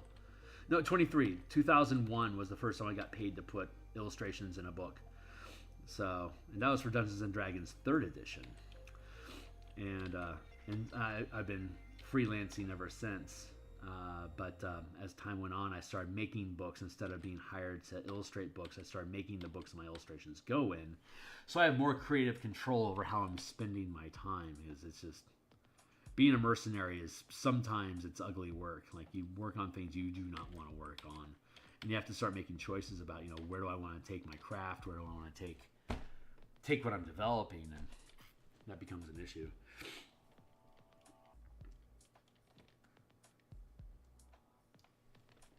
This is not my full-time job. This happens to be I have a union job working in a marketing agency. So at my day job, I've got a 9-to-5 office gig that I do work from home. So in the mornings, I can log on, pour a cup of coffee, knock out a couple hours of artwork in the morning, and then log out and go do my day job. And then a lot of Mondays, Tuesdays, and Fridays at lunchtime, I'll log back in and do game development, like creating games. And then in the mornings and in the evenings, like Monday and Thursday night, and then Monday through Saturday morning, I do artwork on stream here just to show people where I'm at, what I got going on. But it's also to help make sure I don't burn out by keep showing up and keep moving the ball forward and not squirrel away and procrastinate. By being on stream, I'm performing 6 days a week, so I have to be on, I have to be productive, I have to be pushing the ball. And when this book that I'm working on here, it's 106 pages currently, 107 currently. It'll probably end up after I finish the revisions, it'll probably end up like around 104, but there we go. See, this is all the stuff that I've built since the first episode in August 2022. This is all the text and mechanics that I've built out, and I did all the charts, and I had to play test this stuff, so I had to build the ideas, and then as a DM, I had to run the game for a couple months to make sure that it would work properly. And once it did, then I was able to clean up how the text works and explain mechanically the instruction manuals behind how this stuff works. And then I hire an editor to make sure it gets cleaned up properly, so the language, the mechanical language of the game is used properly. And all these gaps that you see in the pages here is where all the illustrations that I've been building for 9 some odd months get dropped into. And once all of these are done, you can see at the beginning of the document here that I've put some of the illustrations in already as demonstrations. Like, here's all the different ships that are in the game, and they're all shaped like bugs and fish and stuff. I didn't create these things. These have been existing as D&D ideas since 1989. It's just the current version of the game hadn't done anything with them. So like each of these, like these are fighter craft. Each of these squares is 5 feet. So like this is a spider-shaped ship, and it's got a. Here, hold on. I have an alarm that goes off every 20 minutes to make sure that I don't fall into a tangent too far. But this is a spiderling, right? So this is a ballista. These are harpoon, like harpoon fleeners, right? Like like harpoon guns like you'd see on a boat, right? And this is a ballista, and each of these claws can either be walked on, or they also act as piercing rams, so I can stab you like a giant spear. But each of these is 5 feet, so this is a 40-foot by 40-foot, basically like a wood and steel mecha that would have a pilot and then a weapons crew that hang out as represented as like a D&D siege team. But then you come up here, these vessels, each of these squares is 50 feet. So you can see as we zoom in here, you can again see ballistas. Really, really zoom in here. You can see ballistas, and then these tiny little harpoon flingers here. Like here's a catapult, here's a trebuchet. But all these ships have different like combat statistics, and the book that I'm creating is about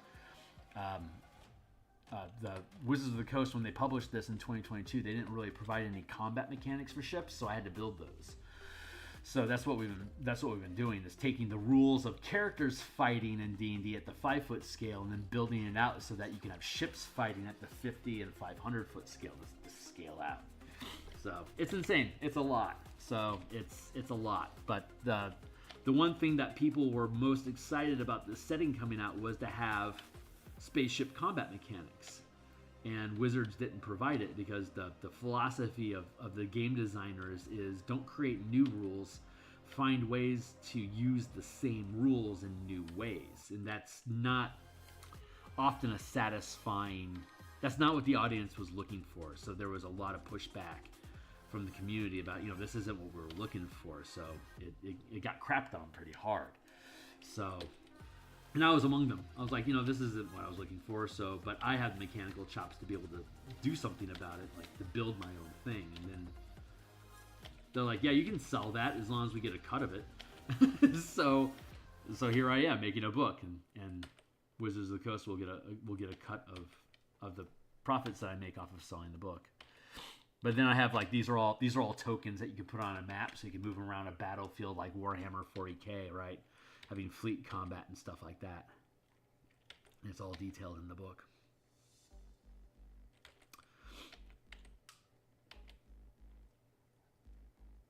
But we're almost done with this lava layering here, and then we'll distort it, and then we'll give it a hazy, like a heat highlight, make it radiate,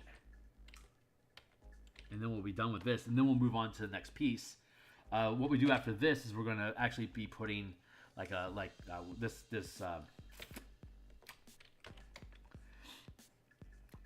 effect here, this bleed in effect of making the border blend into the skyscape of the illustrations that we work on. I'm going to do that on this page, in this empty space here, and probably a little bit up here, and maybe blend down around here to extend that skyscape into the, to push it into the illustration so that it blends in. Throughout the book, we have this blending effect of the background from the border breaking into the frame of the piece, so that there's this blurring of illustration into the text.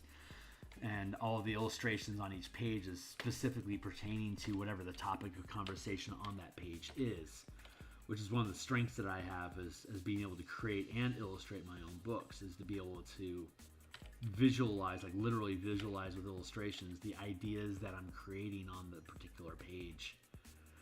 So it creates a unified, singular experience.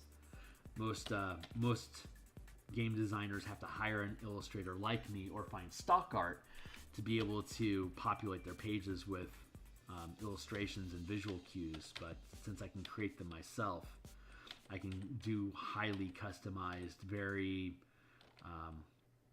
I can push mechanics further, because the visual language I can use helps reinforce and define the ideas to help reinforce the things that I'm building. If I didn't have the ability, if I couldn't paint, I might not be as successful in creating variant rules for different systems, because I wouldn't have it'd be difficult as an art director to be able to convey mechanically what it is that I'm looking to have in an illustration. But I don't have that problem because I am my own art director.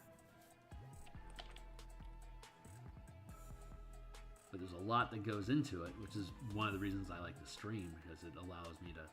Most people don't really know what does it take to build a PDF. It's like, well, it takes hundreds of hours to build a 100-page book. You know, and that 300 hours of content that I have online is just the stuff that I've streamed. Never mind all the stuff that I do off screen. That's less entertaining.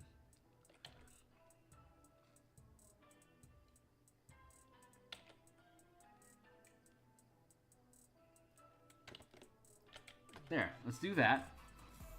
That feels pretty good. I'm gonna hit save. I'm gonna duplicate the layer. Duplicate your layer. And then I'm going to use the, here, I'm going to use the select, I'm going to right click, and I'm going to free transform, and I'm going to warp.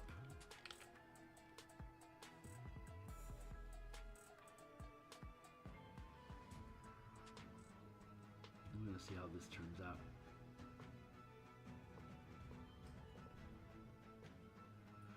I honestly don't know.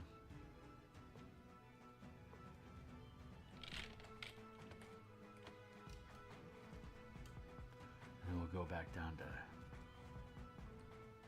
here, outline.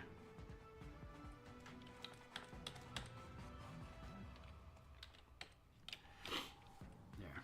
And now we can duplicate again. And then under here, we'll go to a filter. I'll do a blur, and I'll do a Gaussian blur, which is like a radiance effect, but I want to reduce the... There. See, that feels pretty good. But I can push back like that.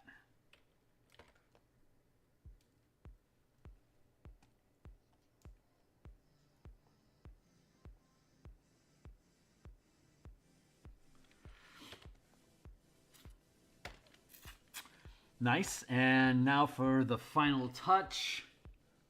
Yeah. And then for the final touch, we're going to grab this radiant, this super very, very light yellow. And we're going to drop it in here.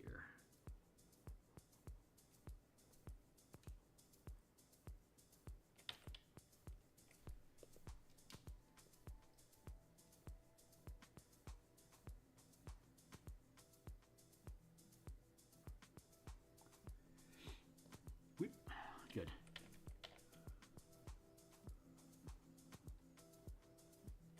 I want to start, actually, I like where this is going, but I want to start from the center and work my way out.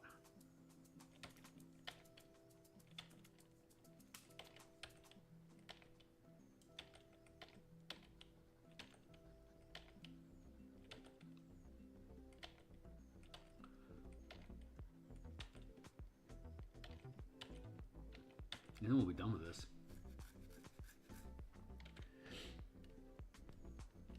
And make a circle with the brown and draw around the yellow.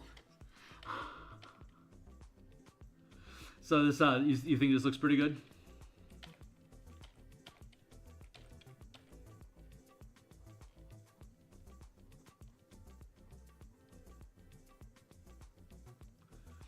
Here's the kicker, I don't see color. I'm 100% colorblind. All I see is gray. So for me to be able to work in color, I have to grab, that's why I have these color samples here, because I have to be able to, see my color tool over here on the right-hand side of the screen, over here to the right. I have this color indicator that lets me know, like, this is a bright red, and I know that this is yellow because the red and the green are up high and the blue is low. So I know numerically what colors we're working in, but visually I don't enjoy it at all. It's just grayscale to me. So one of my endeavors is, I don't know if there's any other colorblind people out there in the world that are trying to figure out how to do color, but I want to transmit to the multiverse that if for some stupid reason there's someone else out there that doesn't see color, that wants to figure out how they can paint in color, that's one of the things I'm here for, is to help people walk through that process to understand how to be able to pursue that stuff. I haven't ran across anybody yet that doesn't see color. But there was an episode of I watched Bob Ross when there were new episodes back in the 80s on Saturday mornings before cartoons would start. Bob Ross would have, Happy Trees, Happy Little Tree Guy, the guy with the fro. He does the wet on wet oil paintings of landscapes. But I used to watch him when I was 5 years old on PBS, and one of the episodes, he was answering letters, and there was somebody who apparently had reached out and saying, "Hey, I don't see color. How can I do this?" And God bless Bob. He did his best. He was like, "Well, if you don't see color, you can still use all my techniques, but you could do it in grayscale." So he did a black and white. He did a normal Alaskan mountain forest painting, Bob Ross style, but he only used black and white. And he says, "See, it doesn't matter if you see color or not." But even at 5 years old, I knew exactly what he was actually asking. What he was actually asking was, how am I supposed to be able to mix paint so that I can color and do paintings the way that you do? How can I actually do that? Because any idiot can figure out that, yeah, you just do a grayscale. Thanks, Bob. But he didn't know. He didn't have the perspective. It was just a letter, Like he didn't have the perspective to understand this stuff. So he didn't know what people like me are missing. But that stuck with me at 5 years old, and it's just been it was like crawling around inside my head for years, decades. And then I started getting into like in the early 2000s when I started doing freelance painting, this is when print on demand first began. That printing resources and globalization allowed us to be able to do printing presses on small runs. But it was so expensive at the time, independent publishers only worked in black and white because color was still too expensive to be able to turn a profit with off of print on demand. So for a while, there was a niche there for just ink art and grayscale stuff, which I was getting really, really good at already. And but then it changed, and color was becoming possible, and I was lamenting that I didn't think I'd be able to hang on anymore because I couldn't do color paint. How was I supposed to compete? And my friend Larry, God bless him, he was like, "Well, why don't you just try?" I'm like, "What do you mean?" It's like, just try to figure it out, man. Just figure it out. And I'm like, I have no idea how the fuck I'm supposed to figure this out. But then I started thinking about that Bob Ross. I'm like, you know what? This is an opportunity for me to close a very long loop. A very, very long loop from a child. And I did. And it took me years to figure it out, but I did. And I've been a paid illustrator in color for over a decade now, since having figured that stuff out. Like around 2009, I think, is when I started getting paid to do color work.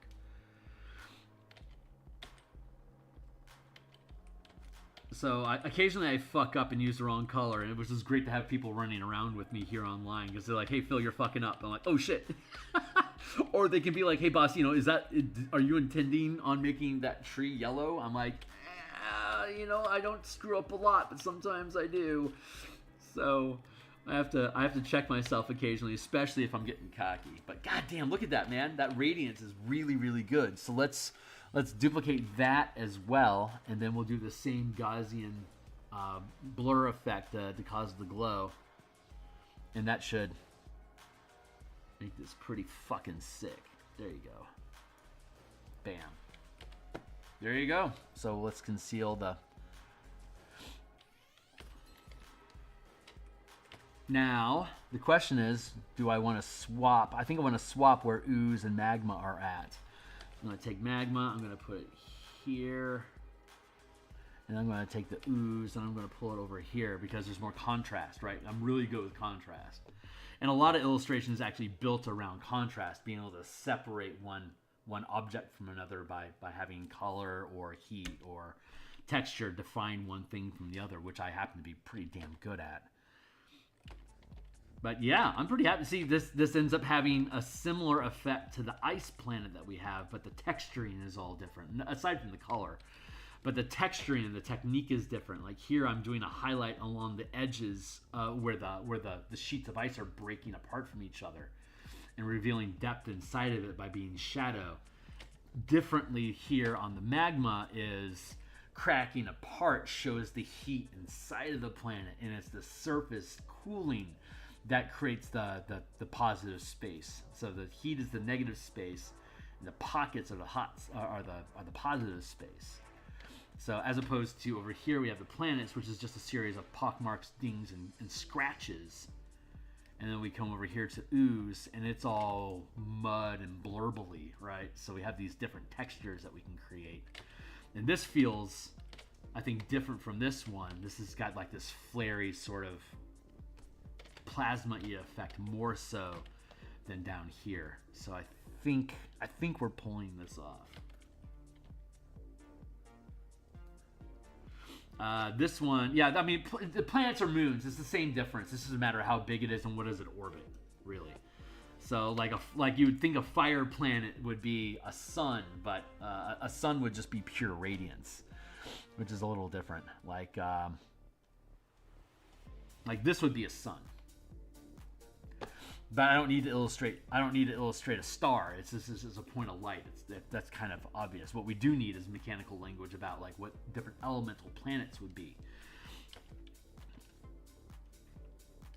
So that's a decent array. So yeah, I'm going to call this whole page at this point done, and we're going to start on the next one. So let's collapse this, and we'll collapse that, and we'll pull this together into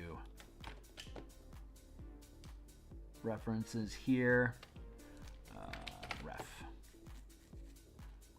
Pull that in, pull that in, pull that in, and then bam, this page is done. So here's the first page of the chapter. It's a random system generator. You roll different sized dice, like a D12 or a D10 or a D20 or a D4 or a D6. D equals die size, like D6 is like Monopoly D6 die. Oh, let's go back and take a look at that one real quick. This one or I know this has got blue in it, and I know this has got blue in it. This one here is ice, and this one here is air. This one, this is one of my favorites. The ice planet. I think that's really fucking cool. This one's smoke, fire, air. Oh, this one. Yeah, it's like a tornado storm, like a two-sided tornado storm, like when you swirl water around in a jar and it has a spin going to it. That's the same sort of effect I was trying to go with here. But I had to make it distinct. I had to make it distinctly different mechanically than the water world, because they're both using blues and stuff, and I didn't want to confuse. I mean, I've got a lot more green going on, which I was pulling. I don't remember what color references I was pulling to make this one, but I was getting a high green. So you can see a high green pull on this blue, as opposed to, well, I guess, would be more of a sky blue, which should be, appropriate. Nice.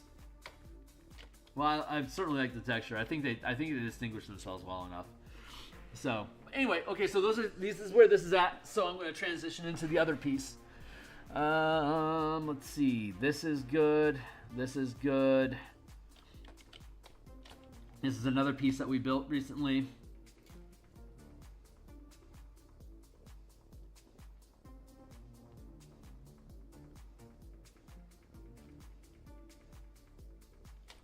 Thanks, man.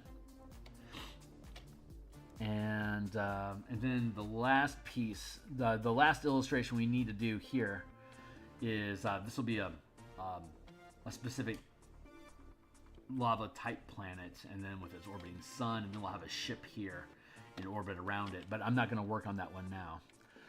We'll get back to that. And I still want to do some heat highlights down here to make this the heat up this area down here. But we just pulled all that language from here for magma, so I can use this as my reference point for doing the highlights down here to pull this forward. So I needed to get this piece done for me to finish this piece. Now that I have that, I can go back and work on that, and I'll probably just do that off screen. I don't know if I'll come back and do this on camera or not. We'll see. We'll see if I'm starved for content or not as I get into the death spiral of finishing this book up. But so we'll stay here. I'm going to hit save for now, and then I'm going to open up the next page.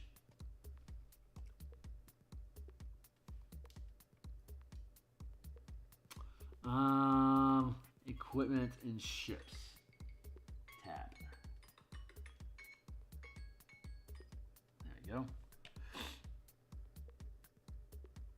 Shajadi, thank you.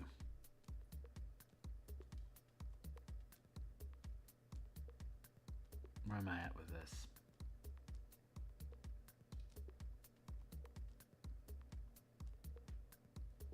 Oh, this is the wrong document. This isn't the one that I want. Nope.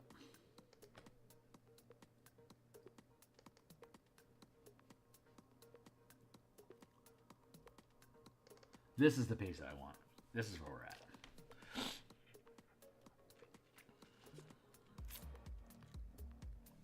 Right.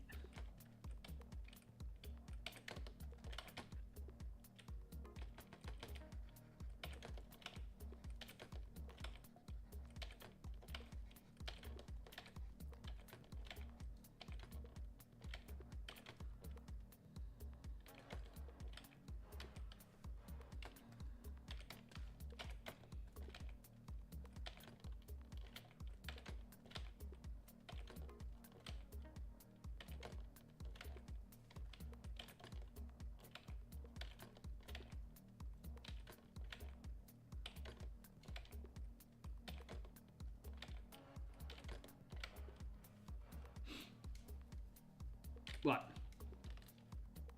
Oh, right on. People come and go. I've got a. I mean, I only have like. I don't even have 300 subscribers yet. I don't think. How many subscribers do I have right now? I'm like nowhere in the ecosphere. We got 293. I am so far away from being anything. We'll get there. I can't actually get. I won't get monetized until I get to until I get to 1,000 subscribers, which is like for fucking ever away. YouTube doesn't know what to do with me. Like YouTube really does not reward long form production videos like this, like at all. But this is like all I do. So we'll see.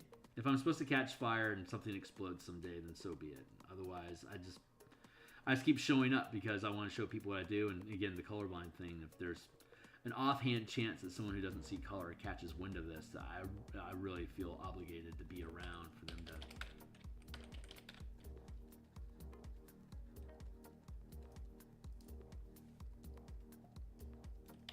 show them it can be done.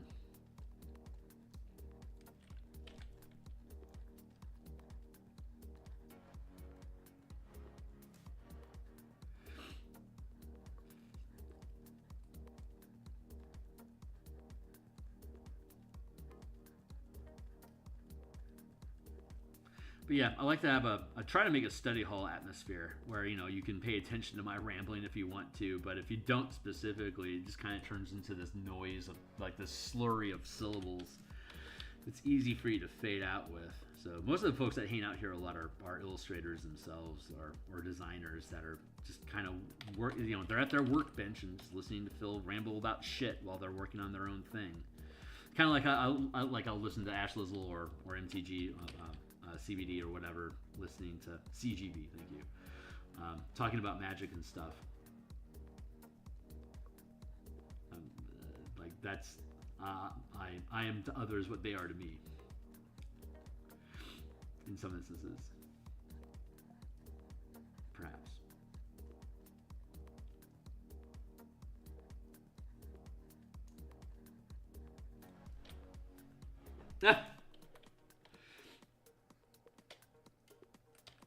I don't know how to edit yet. I hope to learn how to edit, and I want to work on Roblox. Hey, right on.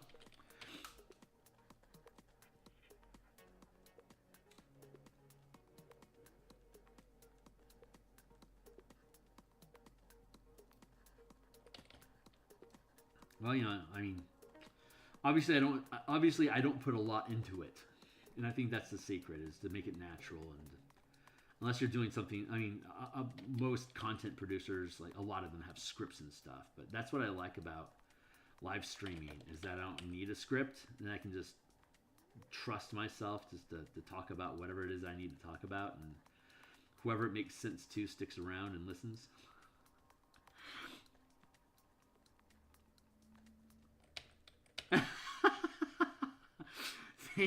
Thanks, 09. I really appreciate you. You're very kind.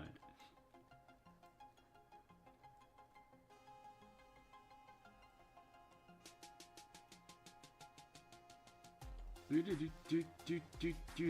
need to make sure I'm not invading this space too heavily. I don't want to confuse it too much. I have to keep it low.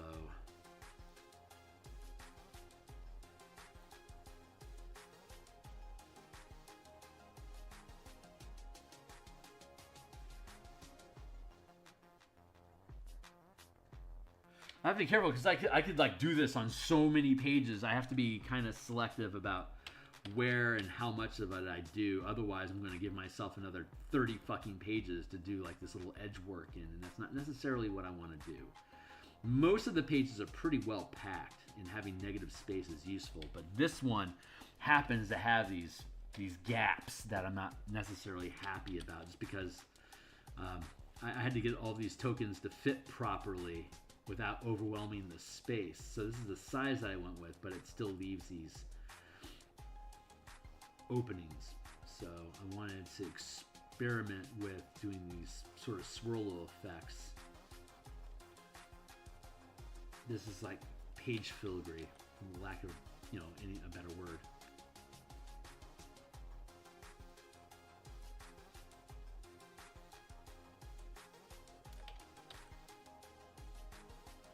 Yeah, I was talking about Bob Ross earlier. I used to play Legos all the time. I would build castles and towns and ships, and Legos were the shit.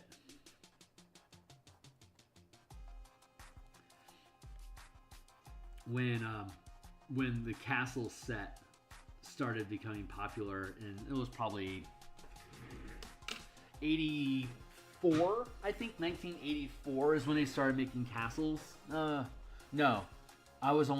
We started getting castles like around I want to say 1980 is when they started making castle sets, so Legos did. And then they started doing Technic. I think that was around, I want to say 1984, maybe 1985 is when they started building the Technics. And then there was a big, not big, but there was a big promotion of Lego sets that Kmart was promoting. So they were having regional contests for kids under 12 to create different Lego creations, and then the regional manager was judging them. So you'd bring in your Lego sets to Kmart, and you'd set them up in the area, and then the manager would come through and judge these things. And Transformers was a cartoon that had been out for a couple years at that point, and I was I was a 9-year-old kid, so obviously Transformers were fucking awesome. But I figured out how to make Transformers out of Legos using the joints and the little rotators and stuff. I was able to I built Soundwave, the cassette player with a hatch that would open up, and then cats and little men and like little soldiers and birds would come out as like minion soldiers.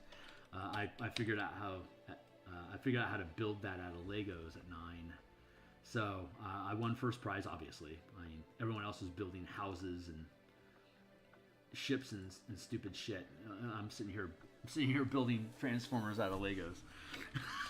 But so at 9 years old, I basically in 19. This was, what year was this? 19.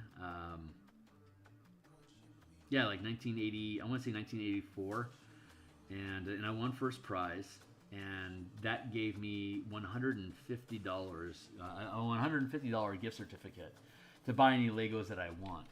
And like a 700 piece Lego set was like $25-30 at the time. So it was basically the equivalent of like a $700 check that they gave a 9-year-old kid to go buy Legos in today's money. It's like, oh my fuck. I just grabbed so much crap. It was awesome. Huge significant victory for me. It was I felt 10 feet tall, man. I was outperforming kids in middle school that would just be able to kick my ass But in Legos, I reigned supreme that year.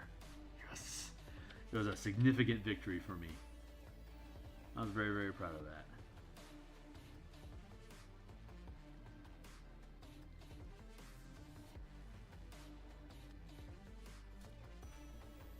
Not that it really matters anymore. That was a long time ago. Who gives a shit, you know?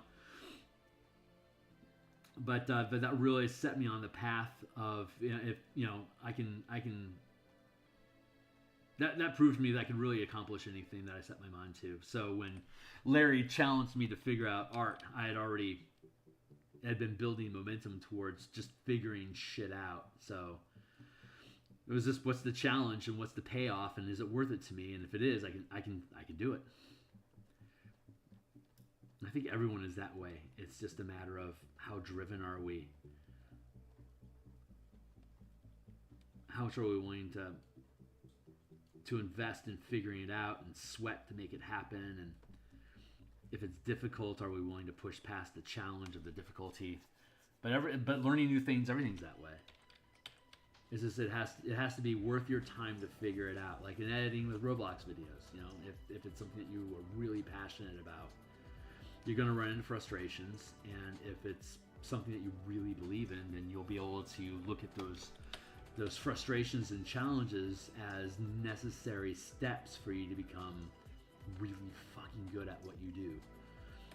That suffering is required, and that's something I forgive my long gray beardedness of this comment, but it's the immediate satisfaction of being able to click a button and be able to see whatever you want or engage with whoever you please is, I think, robbing the creative people of our world, artists and creators, from appreciating how much struggle is actually required to do anything worth any kind of notoriety or praise or of note.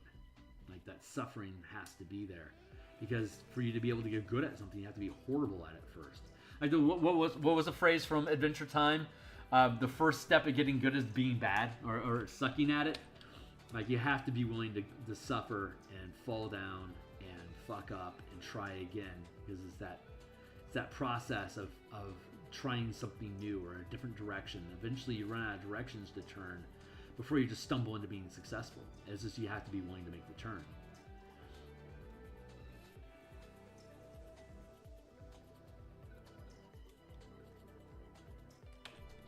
Drop the opacity or the strength of my smudge brush here so I can blend this stuff in a little bit, and that feels about where I'm at.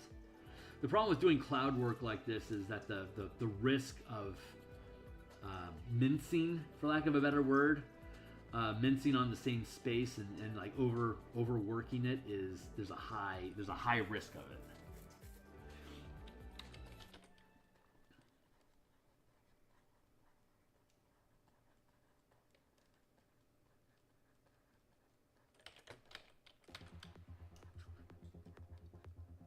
So I have to keep moving, which is why I have my timer, to make sure that I don't get stuck in any kind of little tangent, vortex, eddy, pool, dead end, labyrinth.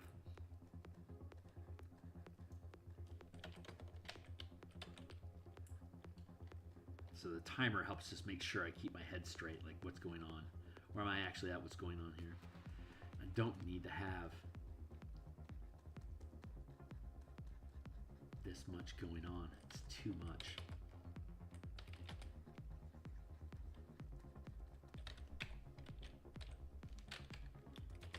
100%. Let's get this out of here. There. Push this out of the way.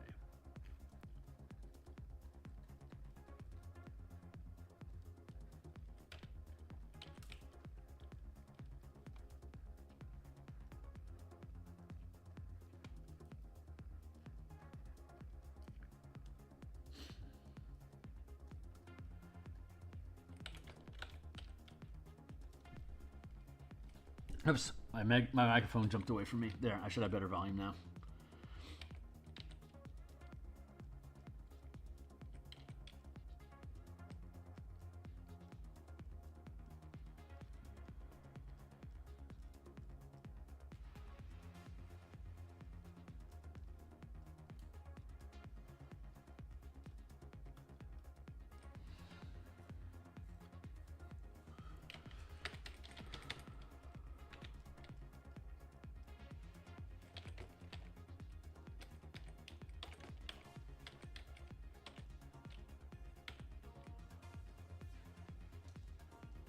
Same for here. I'm going to do this.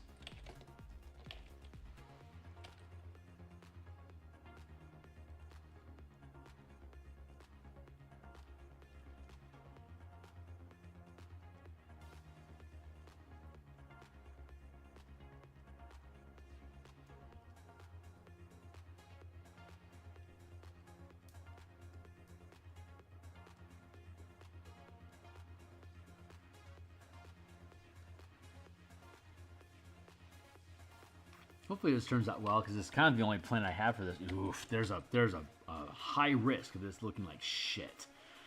So I gotta be careful with this.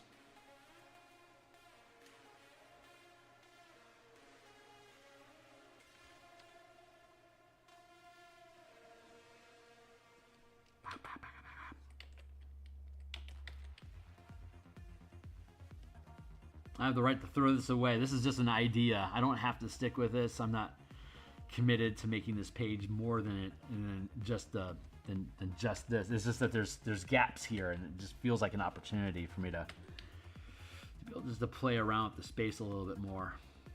Pardon the pun. Like, maybe I don't need this, so we're gonna put that on a separate layer and just get rid of it for now. Just be like this.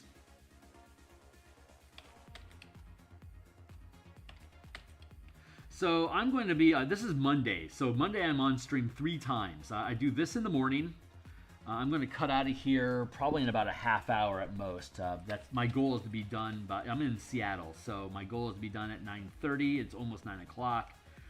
So, and then I'll come back at 12:30 and do my lunch stream. I've got the Martial Powers book that I'm developing. I'm going to start playtesting with volunteers in the next couple weeks. But we're building sample characters to run through the playtesting of the game with. So I'll be back creating a Goblin Izzet Artificer using the color mana spell point variant rule system that I had to build out the blue-red magic artificer, and so we'll make that character, and then that'll probably take an hour for us to do that, to come up with the ideas and to build out the select mechanics that we already have for that character specifically, and then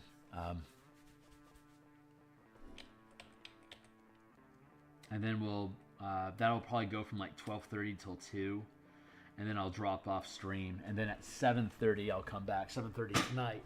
In about 22 and a half hours from now, I'll be 12 and a half, 10 and a half hours from now. Right, 10 and a half hours from now, I'll be back on, and we'll be creating creature tokens for the adventure. Like different monsters and characters and stuff. We're doing sketch art for that right now, and then we'll once all the sketches is done, we'll start painting them in color as well. But I like to do things in black and white and in color because printing is expensive, and a lot of people like to print out assets so they can play the game at their kitchen table, and I like having color assets for virtual tabletop to play online. So I want to have both of them. I mean, people can print out the color ones if they want. It's just expensive to print in color, and most people aren't willing to do it for something that they're just going to spend a couple sessions on. It's just kind of pricey. So having like cheap laser printer ink illustrations that people can just print out and throw away when they're done with, so they don't have to worry about it. Like, it's not a big investment, but like online it's forever. So you can have. I can afford to do color online.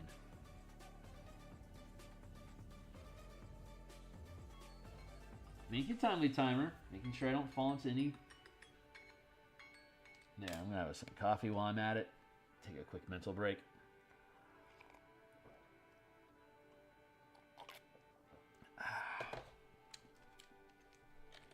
Yeah, I like this. This is, I think this is subtle enough and non-invasive enough.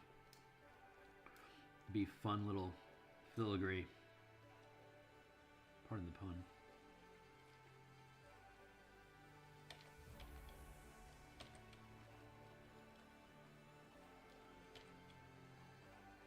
There.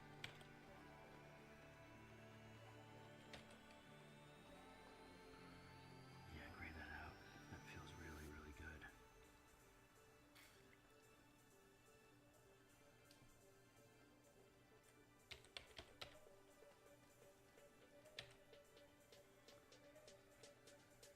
I don't want this to get anywhere near the text. I want to keep this border safe and distant so that it's occupying space to break up the monotony of the corner without fucking around with the assets that are actually being illustrated on the page. A delicate balance there.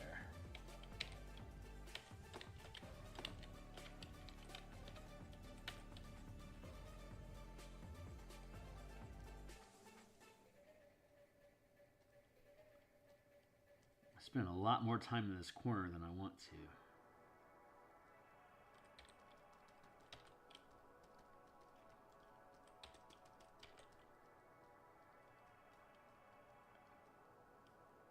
So I need to fade that in a little bit more. Knock it down. There.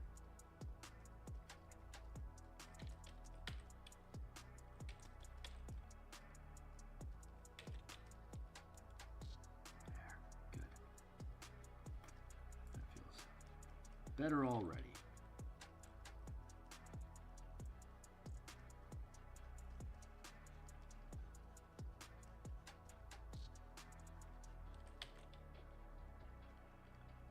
This is highlight. This is a navigation bar.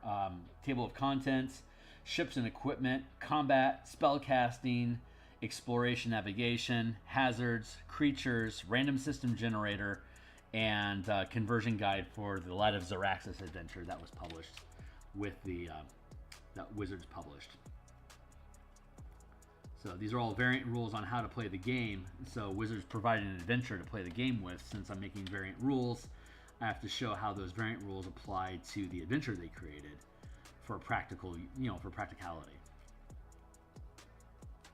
It's one thing to create alternate ideas and rules. It's another to actually demonstrate how to use them, this is like next step, which is what most design independent like indie creators like myself, that most of them don't do that.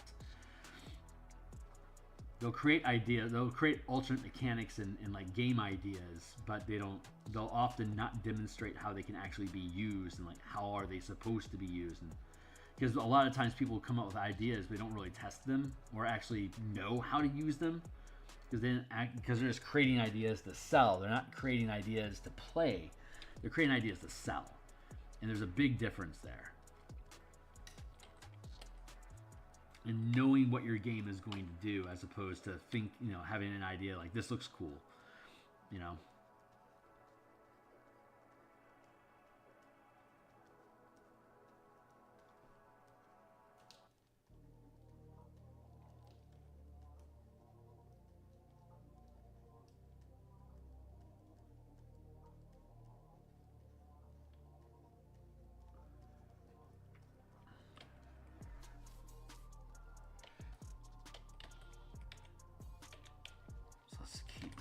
I think we're going to be okay here. I want to stay clear of the text. We can afford to add a blurble in here, I think, but I want to fade it out so it doesn't fuck with the environment around it.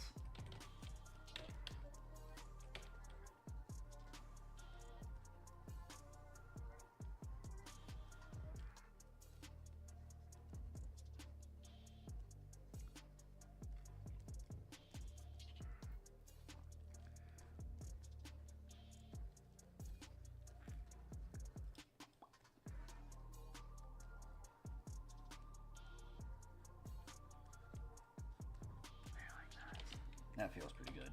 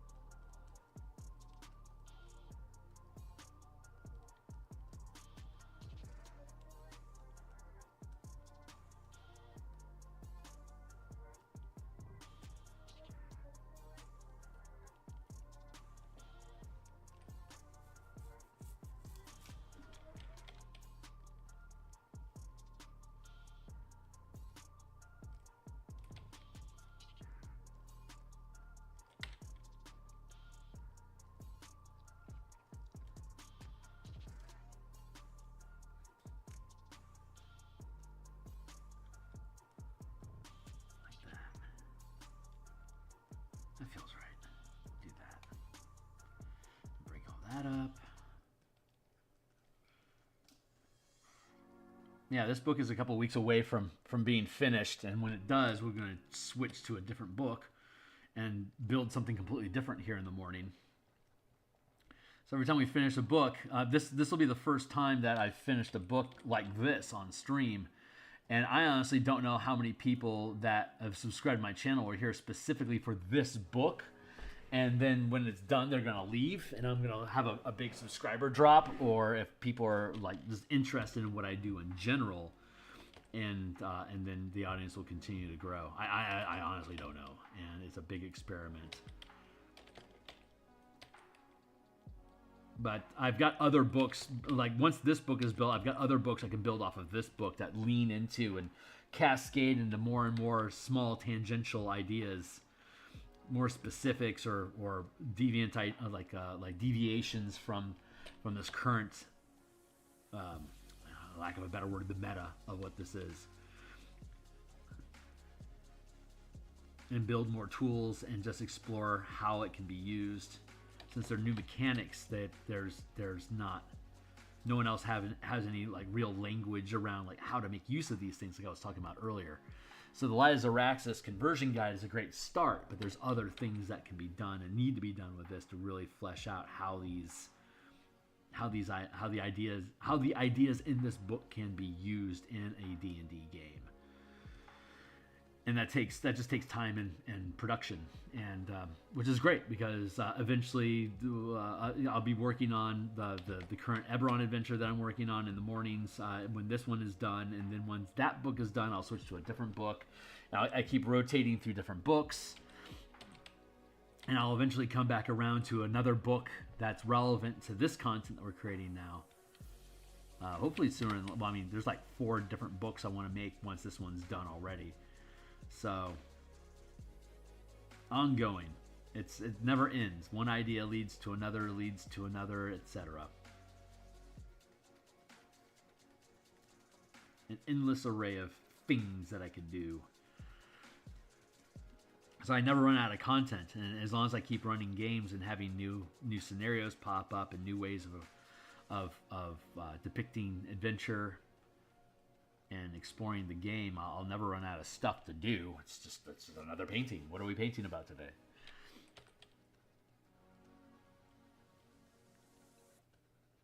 I love it.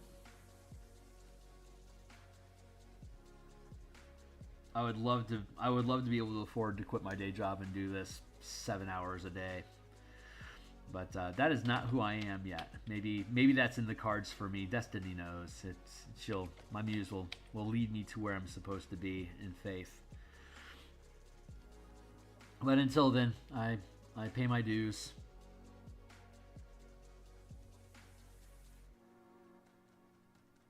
Let's do that. Let's fade this in. Get that going there. Do I like this? Kind of like it.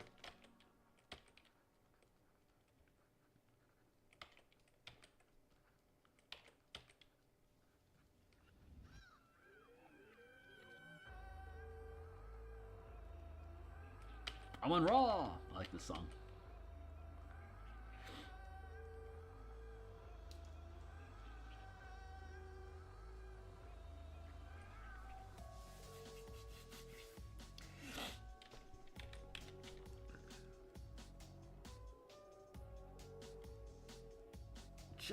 I can feel myself being just about done today.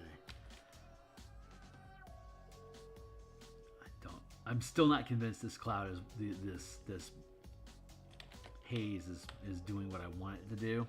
I like that it's breaking up the page, but I think it's pulling in too much attention is what I think it's doing. So I'm going to drop it down a lot, and then we can just do some ribbon coloring around the very edges of it to help blend into transition. But I want to fade that out so it's not invasive.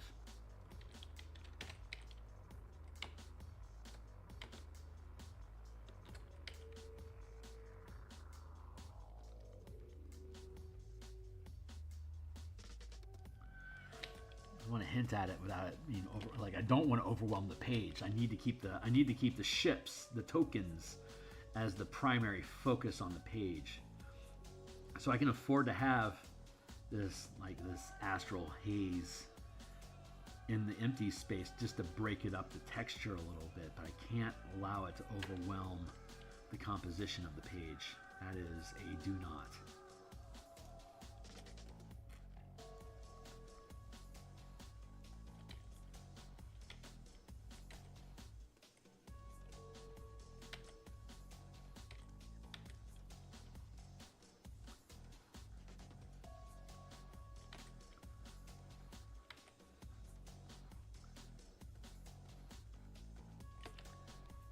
That's feeling better, but it's not quite where I want it to be yet. I really want to break that up.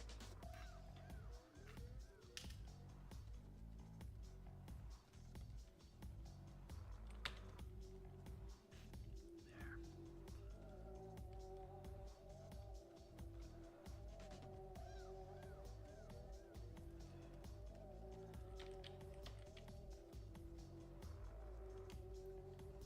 Just like that.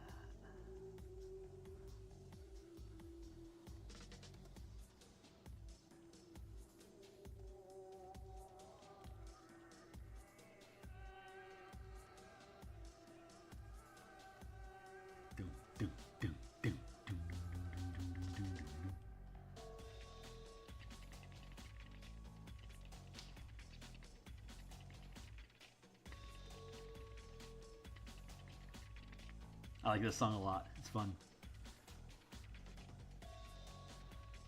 This is called Amon Ra by Blue Steel on the Epidemic Epidemic platform for royalty-free music.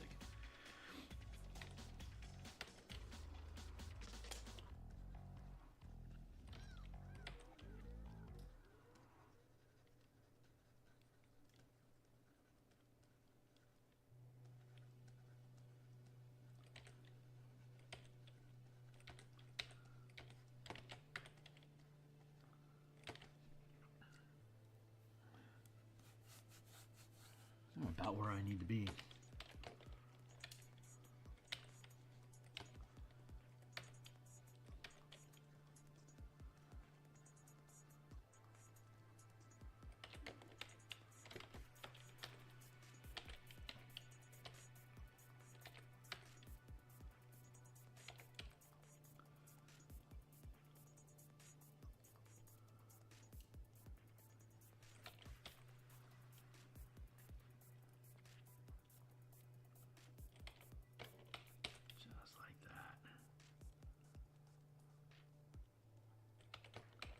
So I'm gonna have this bleed out a little bit into the space.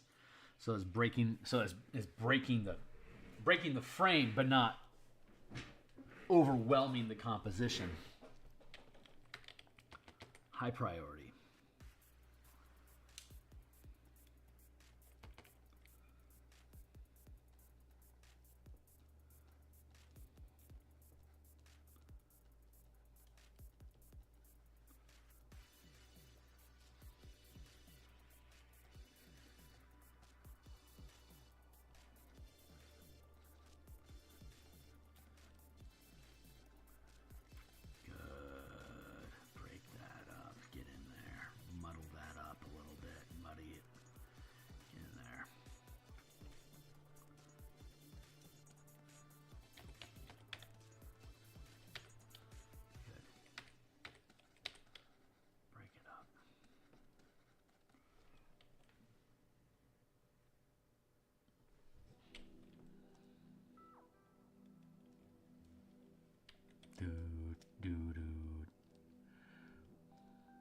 Nope.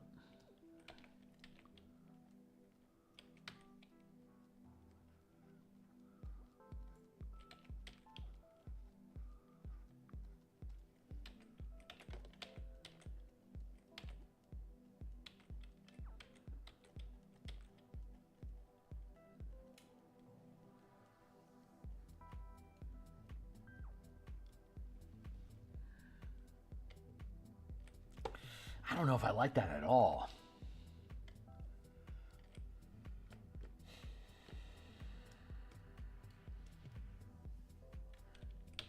Let's do away with this again.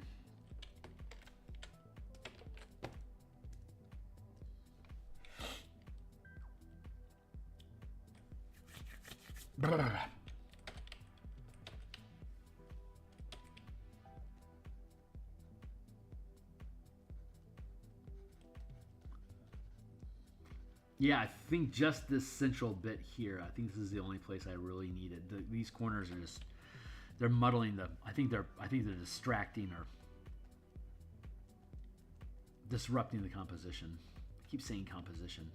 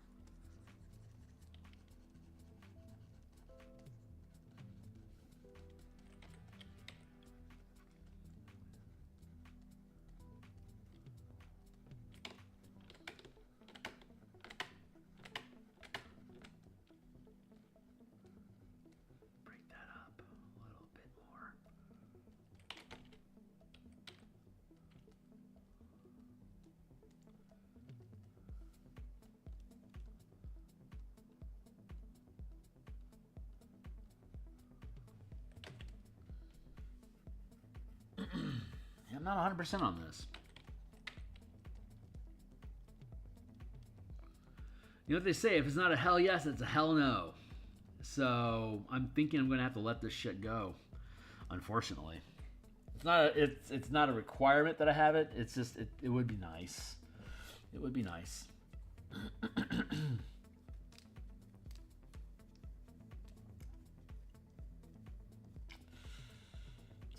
I'm not seeing it. I'm not feeling it.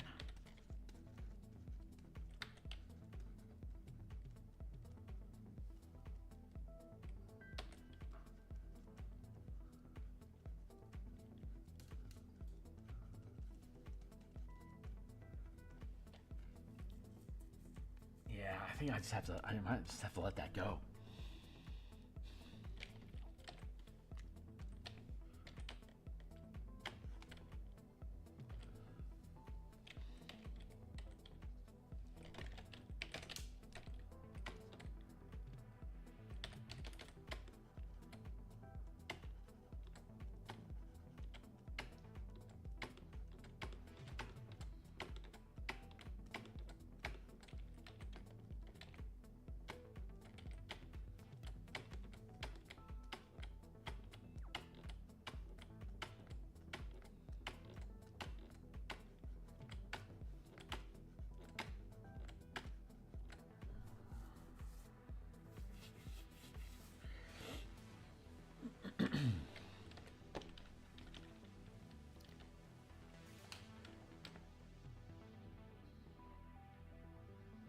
That's kind of interesting. All right. Thank you. You know what? Honestly, this might be enough. This might actually be all I need. You're fucking crazy. What a twist.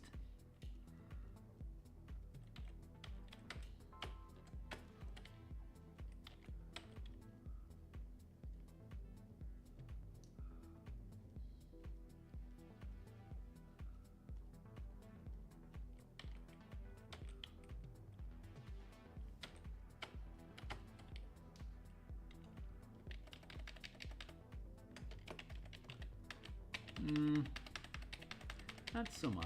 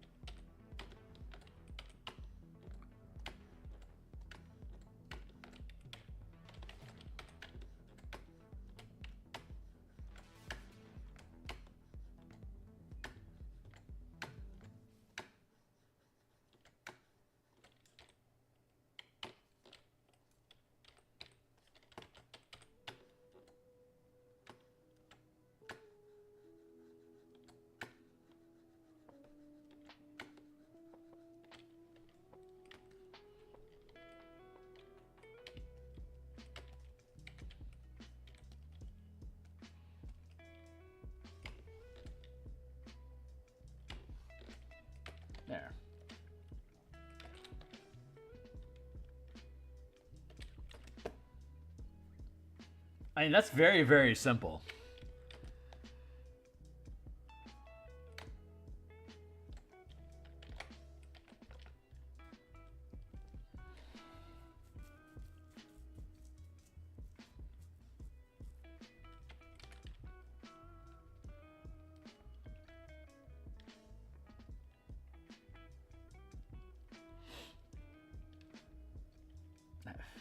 Feels. I want to have that sitting. I want to have it sitting between here, but I also want it here. I think this is more important, though. This is where the space needs to get broken.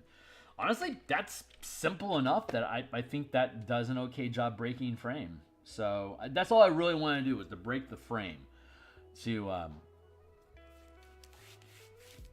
do something to break up this void that was between the vessels and the craft. And honestly, I think this did it. So I'm just gonna leave that like that. So, all right. That's it. I get to skip out of here for now. When we come back,